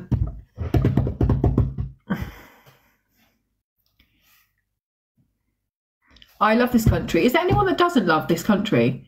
I think it's the funniest thing in the world. Kerry, is it called Curtin? That wasn't me, it was Patricia. It literally, when she's like, Mum, I've got no holes in my crumpets. It's literally amazing. When she just sits on her bike in the middle of the road. I can do what I want in this country. I can do what I want in this village. People actually avoid this village just because they don't want to get cussed out by me. It's a bit like Alicia on TikTok.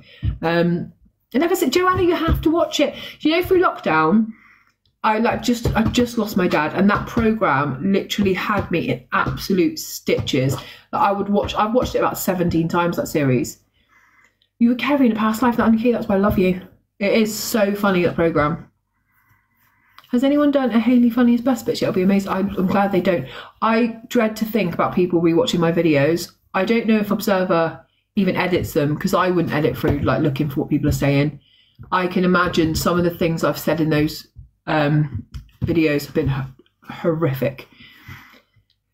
I mean, like, I've said things a lot of times where I'm just like, afterwards, after the live, I'm laying in bed and I'm like, why have I just said that? It's called This Country. I recorded it so I can watch it over and over again. Oh, that programme, I thought you meant me. I was going to say, don't do that. Big up Kerry. She fast forwards them, but does she really? When I'm there, like, take your face for a shit. Can't watch it. You refuse to pay a TV licence. Even if you don't pay a TV licence, you can still watch TV. You just can't tell anyone. Literally, I click on the button, have you got a TV licence? Yes. I'm done. They just say, what's your postcode? Have you got a TV licence? Yes. Simple. And then when they come to the door, I say, oh, I didn't know you had to have a TV licence. I've never heard of that. Like, my parents have always done everything for me and no one mentioned a TV licence. My dad died and he left me some words of wisdom, and one of them wasn't get a TV licence. I didn't even know there was one. I've got a library card. And then they just go, okay, well, from now on you'll need one. And I'll say, yeah, cool. And then you cancel after the first direct debit. That's just an advice from a lady who does crime. So if you get caught, do not quote my name. I paid my son's TV licence for Christmas. What do you get your daughter? 10 packs? I just, no. If, just stick one of your kids' pictures over the TV if they come out and go, that's a frame. It's a picture frame. That's not a TV. And for anyone who wasn't in the live earlier who just wants to share this art that Tori drew me, this is my granddad dead on the bathroom floor. Okay, that's my granddad dead on the bathroom floor. And that's all of the family at his funeral. We're having a party. We've got faces like tits. That's what she drew me yesterday to cheer me up after the funeral. She is 5. So that is it. Again, that is my granddad. He actually has ears like a what's it called, ladybug. That's all of us partying with balloons at his funeral. My mum is actually jumping in the air and bending her knees in a way she hasn't been able to do in 20 years. And she's got fun balloons. Yeah, his tongue is hanging out of his mouth. He died like that.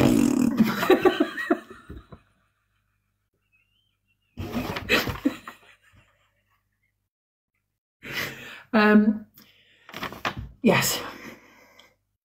So, you know, some of us are at least shocked at the level of partying that's going on. You know, my little sister is definitely at the way my mum is reacting doing Saturday Night Fever. This is what my daughter made me. She said, I've drawn a picture of your granddad. That's him on the bathroom floor and that's everyone at his party. I said, thank you, Tori. That's one I'll keep. Disgusted by your mum, I know, literally. She's not been able to do that for a long time. And of course, that's Tori's triangle boyfriend with the one eye that she's in love with. I see the funeral as a party. It wasn't much of a party yesterday. I was actually in bits, but when I did come home, I did have a little giggle because I think my granddad would have found that quite funny. Yeah, so she keeps saying to me, I am in love with Bill Cipher. And I keep saying, well, the triangle with one eye. And she's like, Mum, I'm in love with him. I'm not going to cheat on him. Okay. As long as you're good to him, Tori. And that's the same triangle that she had an imaginary one of the other day and had to shield it the whole way home from school because he was getting wet and the chalk was rubbing out. Wasn't Marcus there? Marcus Rashford did not go to the funeral because with her sensitivity level, I was worried about what was going to happen. As you can imagine, Tori at my granddad's funeral shouting her new favourite word is not going to be that impressive. What is her new favourite word, you say?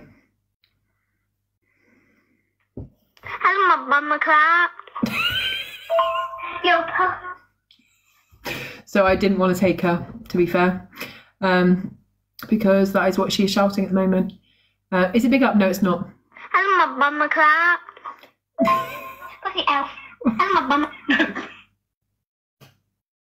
So yes, that's why I don't take her out in public. So it means motherfucker in Jamaican, I believe, something like that. It is a swear word. I don't know where she got it from, to be fair. It's not one I use personally at home. I imagine it's one of her 2 elder sisters. But that voice note is one to her dad to say goodnight.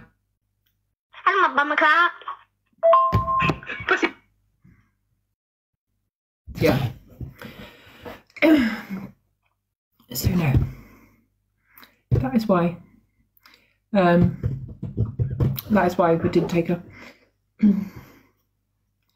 The thing is, Tori, my granddad stopped doing anything with us when my dad died. Like he couldn't get over my dad dying, so he stopped coming to like Christmas, family party, stuff like that. Like he was just sat in his home all the time. So Tori's met my granddad like twice. So I wasn't going to take her to a funeral to show her about grief when she really doesn't have any idea about who my granddad really was. And Taylor didn't want to go, and that was fine. And Tegan had just started her first day at work, and she just said, "I don't really want to go, Mum. I don't really want to see you and Nan sad." So yeah, she She literally, you should see her whining Taylor. Taylor was crying earlier, like literally, like, I just want Tori to stop winding me up. So she was pulling down her pants and just shaking her bum. And she's going, I'm not hurting anyone. I'm not hurting anyone. Do you know what I mean? And Taylor was like, just stop, make her stop doing it. It's my bum. I'm not hurting anyone. Look at my gats. And I was just like, for God's sake. It's just not it's not an appropriate household to live in. So I said, Taylor, is it really hurting you? Just don't look at her then. And Tori's like following up and down the front room. I'm just pull your pants up. So that's why Tegan took Taylor to the shop to get some iced coffee and calm down. Before Tori went to bed. They're all mini use. They're not, Scarlett, I never pull down my pants in public and just start shaking my ass around. Yes, I still Kinder eggs, that's where it stops. I've got family notes in my case because I was literally, Alicia threw me off. Coming in here, trying to talk about drama, we weren't interested. Literally. Imagine me saying, like, she didn't even read my messages, and I just said, if Alicia didn't come in here right now, we're going to tell everyone she's evil. She's going to tell everyone that she's evil avocado, and then she comes straight in like, wow, how do you know? Literally hoping that FYP shows any recording. Alicia, it's avocado.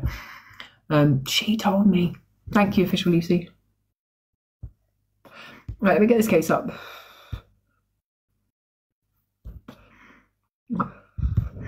Okay. You don't need Alicia, you're amazing. Bun Alicia.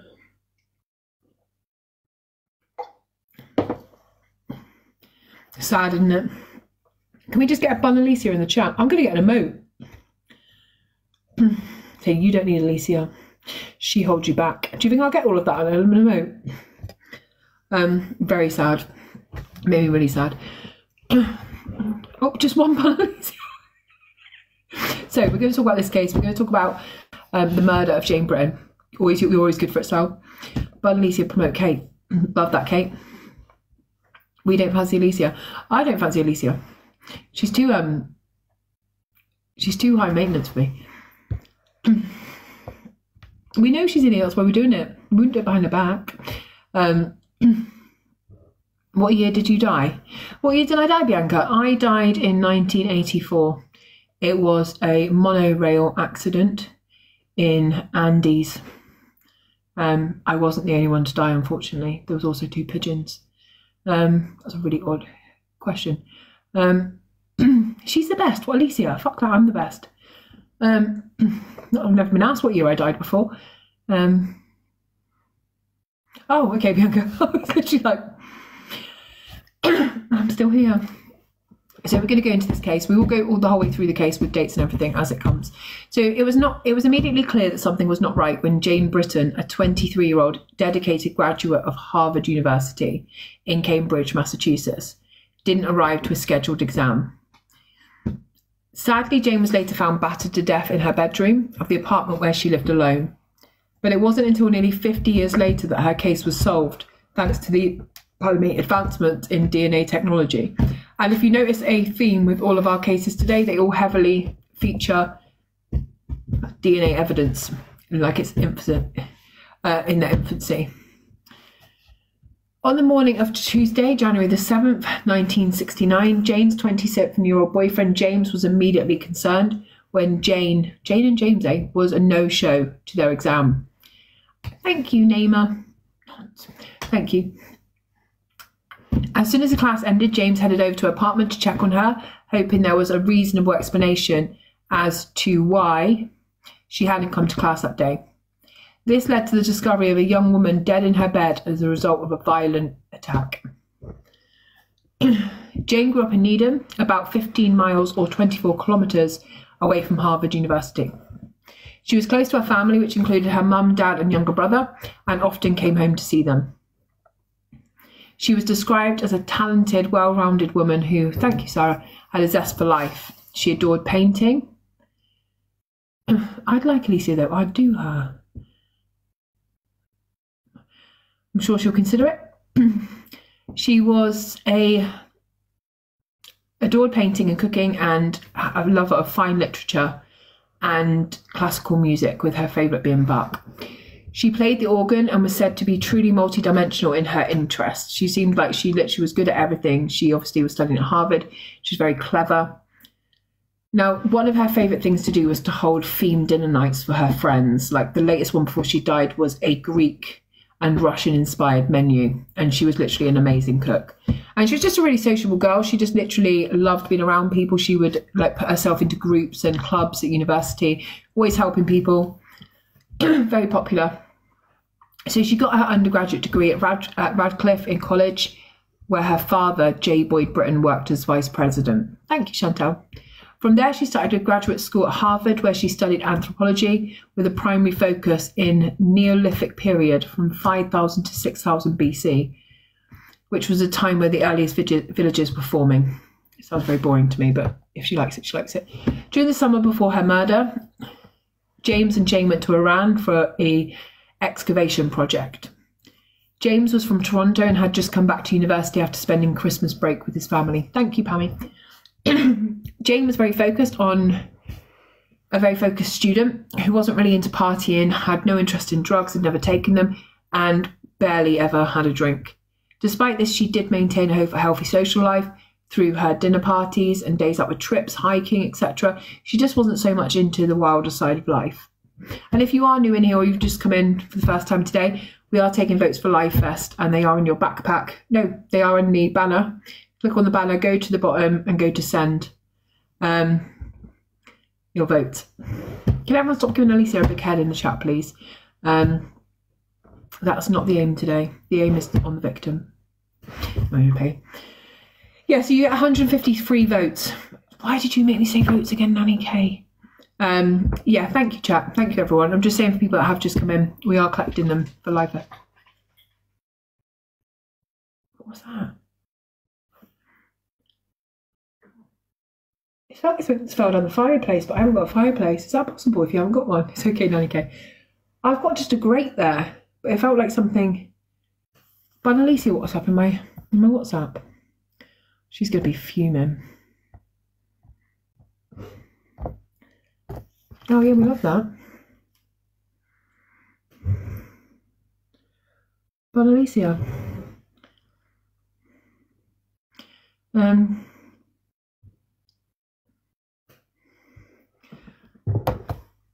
That's very good. We love the Bun Alicia remote. Thank you, Dana.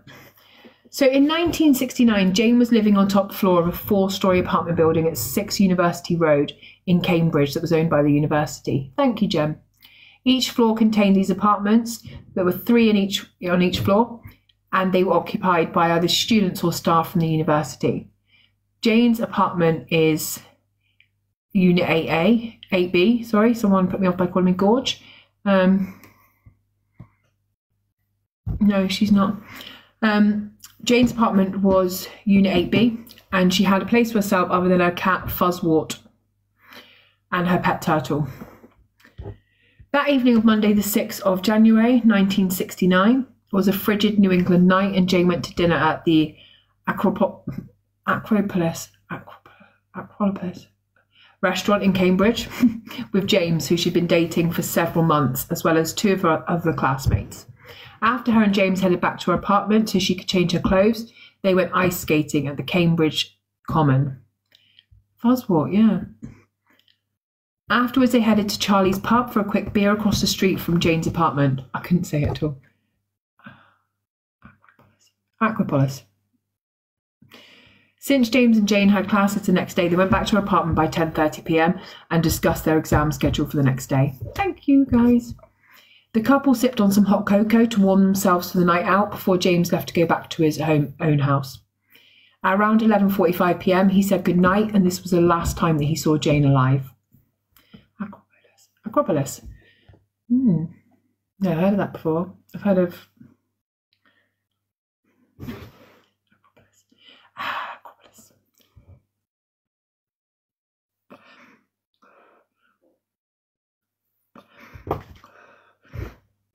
Okay.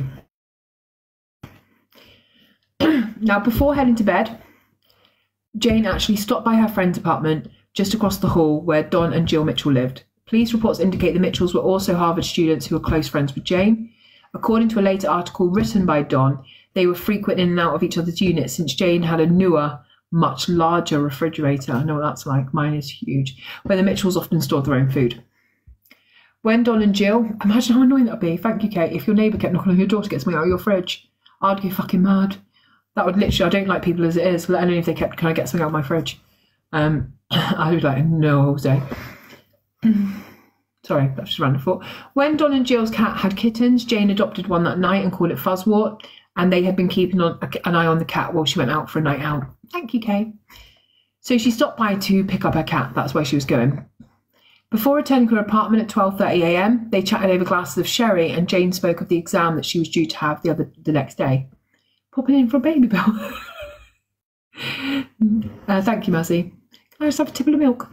I've made another cup of tea. But who bag? I would take a shit in her hand, Jessie, and then tell her to clap. Don't do that to your neighbour. Before returning to her apartment at 12:30, so they shared a glass of sherry. She picked up the cat, and then she went to go and get ready for the night. They later described her demeanour as cheerful that night. They said that there was nothing wrong with her. She didn't seem to have any problems. She was doing well, and she just come to get the cat, and she seemed like she had a really nice night out. Once home, Jane changed into her light blue nightgown as she crawled into bed and turned out the light. Thank you, Chatbox. Despite the fact that Jane's exams were scheduled for Tuesday morning, she never made it to class. As tests began, James nervously glanced around the room, confused and concerned by her absence, since she was such a reliable, punctual person and she knew how important these exams were. After class, James first tried calling Jane, but because there was no answer, he decided to head over to the apartment at around 12:20 p.m. After knocking several times and no answer, but James knew that Jane had a habit of leaving the door unlocked, so he tried the handle and the door was open. It had been closed, but it was left unlocked. As James moved further into the unit in the direction of Jane's bedroom, he found her laying face down in her bed with her legs stretched out, touching the floor. Part of her legs and buttocks were exposed, and clothing covered the rest of her body. There was a fur coat draped over her head, and she wore a light blue nightgown, and the lower half of her body was covered with 2 blankets and a sheet. Thank you, it's good to talk. Night, Tracy. James initially questioned if maybe Jane was sick and still asleep, but he thought she was in a really odd position, like legs hanging off the bed and that. It looked really bizarre how she was laying. And obviously, everything all over her body and her head. It's very strange. He went over to Mitchell's unit and asked Donald and Jill if they could come back to Jane's apartment to assess the situation with them, because he was terrified to kind of remove the blankets. He just thought, I just don't know what's going on. When the trio went back into her bedroom, Jill removed the clothing from the upper portion of Jane's body, and when the fur coat was pulled away from Jane's head, they were horrified to see that she was covered in blood. Blood was spattered across her mattress, and she appeared to be dead. She was a funny colour. Good night, Angel Wings. They quickly moved the coat down her body, covering her legs, and they ran away to call the police at the couple's unit. By 12:40 p.m, Lieutenant Leo Davenport of the Cambridge Police Department responded to 6 University Place, accompanied by Officer Lyons. Davenport's police report indicates he met James, Donald and Jill, who led them to Jane's apartment, and it was clear Jane had been the victim of a violent attack. So Davenport contacted the station and requested to have homicide detectives down at the scene. Officer Benny Capello questioned Don and Jill in order to establish a timeline and events leading up to her murder. They indicated they had visited with her just the night before and had seen her about 12 hours prior at 12:30 a.m. when she left their apartment after a quick drink. The Mitchells went on to say they had not heard anything concerning or out of the ordinary that night. Jane's body was removed from her apartment and transported to the Watson Funeral Home, and an autopsy and toxicology were going to be carried out. Associate Medical Examiner Arthur McGovern and forensic pathologist George Cattus conducted the autopsy and discovered Jane died as a result, of multiple blunt force injuries to her head that crushed her skull, resulting in contusions and lacerations on the brain from a sharp instrument, meaning that something had penetrated her whole skull and gone straight into her brain, i.e. a sharp implement, a knife. She sustained a massive blow to the left side of her head behind the ear, and based in the shape of the wound, it was likely she'd been facing her attacker as he struck her in the head. She'd also been struck in the face twice. The blue nightgown Jane wore to bed that night was found in disarray and caught up to the waist, as if she had been sexually assaulted, but there were no signs of a struggle. a struggle or robbery. Thank you, guys. Thank you, Kay. And thank you, Namer. Thank you, Malak. But there was no defence wounds on her body, which indicated that she had likely been asleep upon the attack at the beginning. And either the fact that she had been asleep at the beginning, or she knew her attacker and wasn't expecting them to do this to her. Like, she wasn't even ready in defence. She wasn't scared, panicked. She was either asleep or she knew who it was. Jane's blood alcohol content was negative, though the contents of her stomach came back with the alcohol content of 0.08, meaning the sherry she drank while chatting with her neighbours hadn't even had the chance to metabolise and enter the bloodstream. This told detectives that Jane was likely murdered shortly after, thank you, Kay, leaving the Mitchells' home and climbing into her own bed. It was estimated she'd been dead for about 12 hours before her body was discovered at 12:40 p.m. on Tuesday, which means there's about a 10-minute window. They could be out by a little bit of time, obviously, but within about 10 minutes to half an hour after leaving with her kitten, she was murdered. A set of unidentified fingerprints were found on Jane's apartment and seemed to be the best clue investigators initially had, which was sent to the state police as well as the FBI for possible identification. As police continued to comb through Jane's apartment in search of any clues, they came across a diary in her living room that served as a telephone book. The book contained names of more than 100 men and women, which Jane was friendly with, but a few, if any, listed last names. Police began to speak with those close to Jane in order to obtain the last names of those listed in her diary. In that window, yeah, okay, that was. It was like they were waiting inside the apartment. It's got that feel, isn't it? Where they're waiting inside the apartment when she returns home, and as soon as she seems to be asleep, they've attacked. That's not someone who's broken in probably after the fact. And so scary, but in these days, people just leaving their doors unlocked. They just felt safe. There's still some people I know now that say, well, I never really normally lock the back door. And I'm like, are you mad? Are you mental? I will come to your house and murder you for a lesson. I won't, sorry. Detectives had no motives, no murder weapon or suspects at the time, and moved on to interview each name within the book. James Humphreys, Jane's boyfriend, as well as no, Nanny, that was you, that one. I'm not even taking that one. James Humphrey, Jane's boyfriend. I've even gone red because I knew that was wrong. Thank you for the votes and the heartbeats and that, guys. Don't know why you're all still here. So James Humphreys, Jane's boyfriend, as well as Don and Jill Mitchell, voluntarily took polygraph test, and they passed with no issues at all.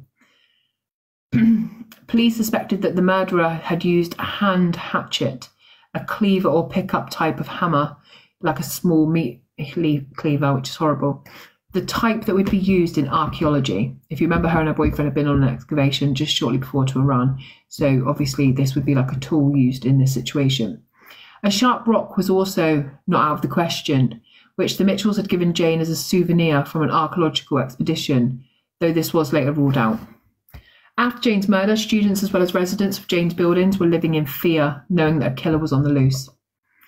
An investigation into the building that sat 3 blocks from Harvard Square was conducted and found the 5 doors that led to the outside were all unlocked. Like, all 5 doors that would take you straight outside were all unlocked. You could go straight into a flat, no problem, and not come across one locked door. Nanny Kate's fine. She's been causing a lot of issues tonight, but she's fine. She's on her last warning. And I am giving her my big account. I'm joking, Nanny Kate. This is like madness. Like, thank you, Scottish lad. Like, even if you're not completely aware that something can happen to you, thank you, Winston. Like, if you're in an area where you think like nothing's going to happen, you could still have, someone rob your stuff, take your things. Like, just that weirdness of just like, I ain't sleeping till every door in this place is locked. Like, she's a young woman living by herself, 23 years of age. It's very scary. Thank you, Scottish lad. The building was owned by the university and managed by real estate firm R.M. Bradley & Co., which was in charge of the maintenance. Oh, thank you, Scottish lad. Remember the first time we met and you came in my room and said, are you a druggie? It's been love since then, hasn't it? All love and ironbury. Because of the poor security measures, blame was being tossed around as the management company indicated that locks were in place, though residents could not utilise them. That's why I knew it was real love. A Bradley official indicated that it was the worst building that was Harvard owned, and they typically would not have purchased the 4-style brick Gothic style building, but chose to because it was in a prime location. Hey, Mickey. Several witness accounts were given on the day of Jane's body found, and a neighbour reported hearing somebody on the fire escape that connected to Jane's apartment on the night of her murder, which is just so creepy, like someone coming up the fire escape and coming into your apartment, no doors locked, and just waiting for you. Like, it's everyone's worst nightmare. A second witness saw a man running down the street near Jane's apartment around 1:30 a.m. in the early morning hours of the attack. The man was about 6 foot tall and about 170 pounds. Now, if he's running away at 1:30, it means that it took him about half an hour only to rape her, to murder her, to brutally stab her in the head several times, and then leave her apartment. It's so scary, and like this much time can like change a whole life. It's thought that he was on this fire escape ladder straight up to her room it went to. My worst fear is that my neighbours wake up with someone on their landing. Literally odd. These are like some of the home. This is the apartment building we're talking about. Flaming ale. So investigators went on to film Jane's funeral in case her killer showed up and somehow gave himself away, but found nothing noteworthy. 1969.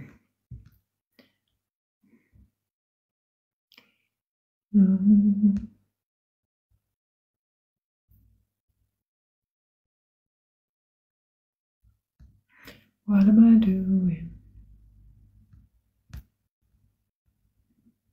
Investigators found mysterious red stains and powder on both Jane's bed and body, as well as walls and ceilings of her bedroom, which appeared to be an iodine oxide powder, which they believed to be a red ochre, a natural clay or earth pigment that's been used in thousands of years for painting cave walls to canvases to bodies. So like some kind of like rich rusty coloured paint.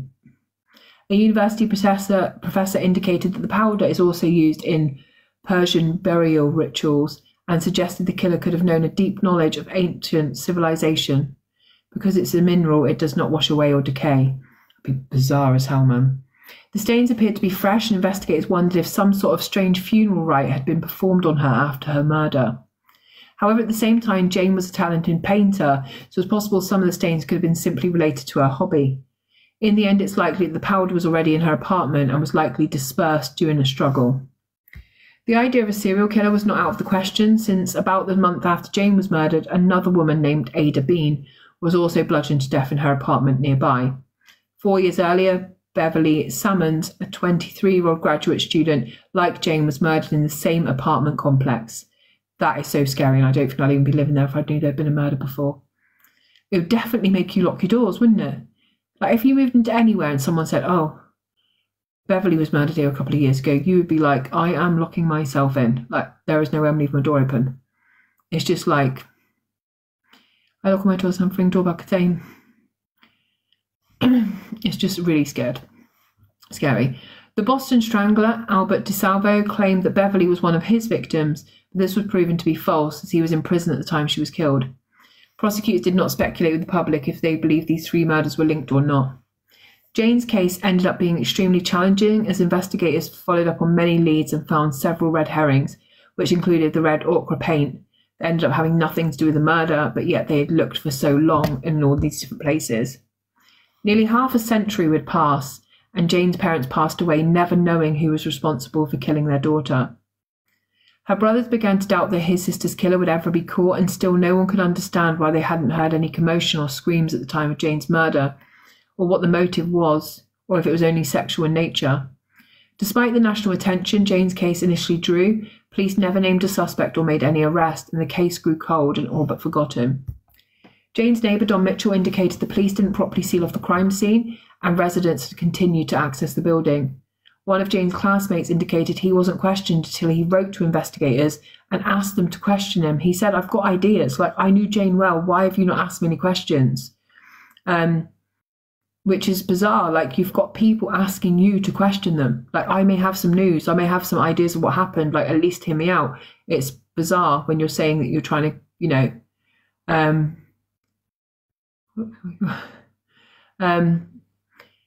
with the Britton family's permission, Don Mitchell said he took a sample of the rug that was found piled on Jane's body and cut a half-moon blood stain which he held on to for more than 40 years. Do you know how fucking bizarre that is? That police gave a neighbour permission to cut a crescent-side piece out of the rug her body was found on and preserve it himself at home because it had blood on. And the police are just like, yeah, sure, take some evidence. It's mad. Don Mitchell said he took the sample of the rug that was found and held on to it for more than 40 years.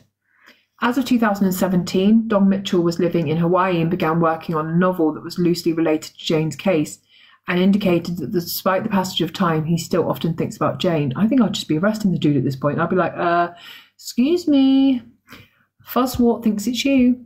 Nearly 50 years after Jane's murder, 3 outside researchers began looking into the case in hopes they may finally solve it with a fresh pair of eyes. But they were met with nothing but resistance. They expected prosecutors to welcome their assistance, but soon found out at least 5 formal requests to obtain the case records were rejected. Every time they were told that, despite the passage of 48 years, the case was still active, and by releasing the records, they could potentially jeopardise any potential prosecution. Thank you, Elise. I mean, you're literally thinking to yourself at this point, like, dude, you've had 48 years. If you haven't solved it already, why just keep them? Because, Elsie, sorry, why just keep them? Because the killer's going to be dead soon. Like, it's been 48 years. Like, do something now or just don't. Like, it's just mad. They raised questions at what point should law enforcement agencies give other investigators a chance to look at case files and to put fresh eyes on the case. An official charged with administering the state's public record law has continuously ordered the district attorney's office to release parts of the documents, or at least give better reasons as to why they won't. Many self-proclaimed sleuths who have been denied access to Jane's records complain that Massachusetts is known to hide public records. As in all cases, the more years that pass, the more witnesses die and memories begin to fade, making it increasingly difficult for investigators to follow up on leads. Despite the passage of nearly half a century, investigators continue to hold out hope there might be a DNA match to the partial profile that they have. Lacking any new information, a team of experienced investigators started to review the case and determine if some information could be released in order to allow a fresh set of eyes to go over the case files. This included consulting with the Massachusetts State Police Crime Lab to determine if there were any new advances in forensic DNA that could be a help in this case. Did you say I'm a chihuahua who identifies as a lion? I've been called some really bizarre things tonight. Those involved decided to perform additional DNA testing with the most up-to-date of technologies on the remaining evidence samples. This time in October 2017, the crime lab were able to identify and obtain a Y STR, like a Y strand, or male-specific profile from the original swabs. Thank you, Winston. In July of 2018, let me just stop a minute. So if anyone has not put in, oh my stomach, your chihuahua, if anyone not put in your votes for LiveFest, can you click on the LiveFest banner before 12 and vote for me if you don't mind, because they're restarting again at midnight. Pardon me. So you just click on the banner that says LiveFest, you go down and you press vote. Oh, fuck, I got that word again. You just send your vouchers. So please, if anyone can, please do. We do want to have a good shot at it, and we are the best creator on the app. So in July 2018, 49.5 years after Jane's murder, the Massachusetts State Police Crime Lab notified investigators they finally found a match. The evidence sample from Jane's case was a match to Michael Sumter, whose sample was in the FBI's combined DNA index system, otherwise known as CODIS. Michael Sumter had died of cancer in 2001, 17 years earlier. Put his picture up. This is Michael Sumter. He died of cancer in 2001, 17 years earlier, while he was serving time for the rape of a Boston woman in 1975, 6 years after Jane's murder. They discovered he had ties to the Cambridge area and had lived there when he was a child, during which he had served several run-ins with the police. His crime started with threats and gradually escalated to rape and murder. His first recorded crime happened when he was 19 years of age in 1965, when he was arrested for purse snatching. Investigators learned that he had a girlfriend who lived there in the area in the late 60s. In 1967, 2 years before Jane was murdered, he worked less than a mile from her apartment on Arrow Street. Thank you, Anne-Marie. Sumter has since been linked to 5 sexual assaults, rapes in the area, 3 of which resulted in death. So 3 sexual assaults that involved murder, and 2 which included a sex attack.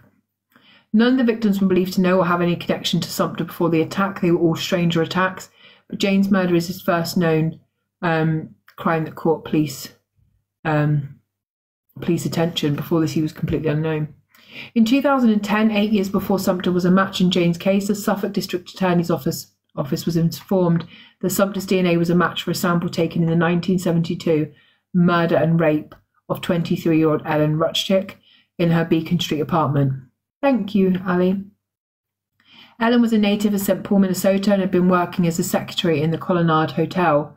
On the night of January the 5th, 1972, Sumpter came into her apartment and strangled her with a cord from a stereo speaker. So, Joanna, you just get them by sending heart me's and kind of commenting and being part of the community, and then you can just go to the Live Fest banner, click on it, and then send your votes. Thank you guys so much. And at 12 o'clock, everyone gets more votes, I believe. 2 years later, in 2012, a second CODIS match was made to Sumpter in the 1973 rape and murder of a 24-year-old named Mary Lee McLean in her Mount Vernon Street apartment. Thank you, Louise. On December the 12th, 1973, he entered Mary's apartment through her fire escape again, and despite the fact she had 2 roommates and a male friend who were visiting at the time, no one heard a thing. This guy is seriously able to go in, disarm someone, and silence them before an attack, and I imagine it's with some kind of hit on the head. Leanne, if you're on an iPad, you won't be able to find it. That's what people are figuring out. It's only seems to be if they have a phone. Sumpter was in prison at the time of his death after he had been convicted of the rape of a Boston woman in their apartment in 1975.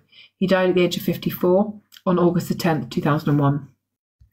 In 2002, 1 year after his death, Sumpter was a match to the 1985 rape of a Boston woman that happened after he escaped on work release from prison. Such a dangerous man. Investigators were able to locate Sumpter's brother and obtain a DNA sample, and further testing confirmed he was the sole person, thank you, S, responsible for Jane's death. Investigators can now conclude that Sumpter was the man who entered Jane's apartment through her window, assaulted and murdered her while she's in bed, and then fled her apartment. Those who knew and loved Jane now have closure despite the passage of nearly half a decade. Justice is always within reach, and Jane's case was the oldest resolved case within the Middlesex District Attorney's Office. Don Mitchell went on to write a book about Jane's murder, which was published in 2020, titled Shibai, Remembering Jane Britton's Murder.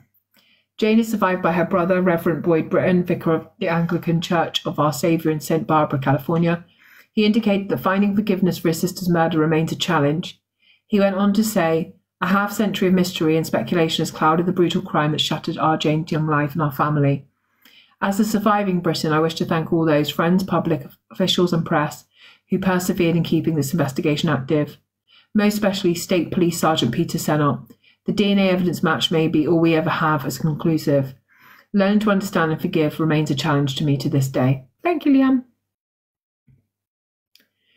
Investigators found a handwritten note in Jane's apartment that she'd written to someone in 1966 that read, "By the time you get back, the picture in your mind of me may be quite fuzzy around the edges. That's all right. Remember me any way you like, but remember me." And that's the story of Jane Britton. And I think that that nearly makes me cry, that note, because she almost kind of could tell like something was going to be really awful. Like she says, I'll show you the note actually because I did take a picture of it.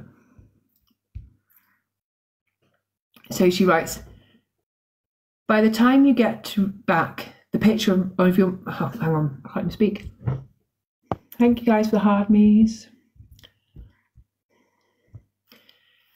"By the time you get back, the picture in your mind of me may be quite fuzzy around the edges. That's all right. Remember me any way you like, but remember me." And I just think that is... I think that's true of everyone who passes away. Like, they don't even like they don't even care like it's particularly like how we remember them, but it's just in the remembering. Like remembering they were there, remembering they mattered, and just remembering how you remember them. This was some of her apartment. Like they just looked to see, obviously her bag had been rifled through. I didn't want to put any pictures of the crime scene because it's very brutal. But this is her and her, I think it's her brother when she graduated. And this is her perpetrator. Sick man who got away with too many crimes. Thank you, Witches of Wayne Street. It's so very depressing, isn't it? That you can be in your own home with your pet after a night out with your loved ones, and you could just go home and you can crawl into bed having an exam the next day. And if evil chooses you, evil chooses you.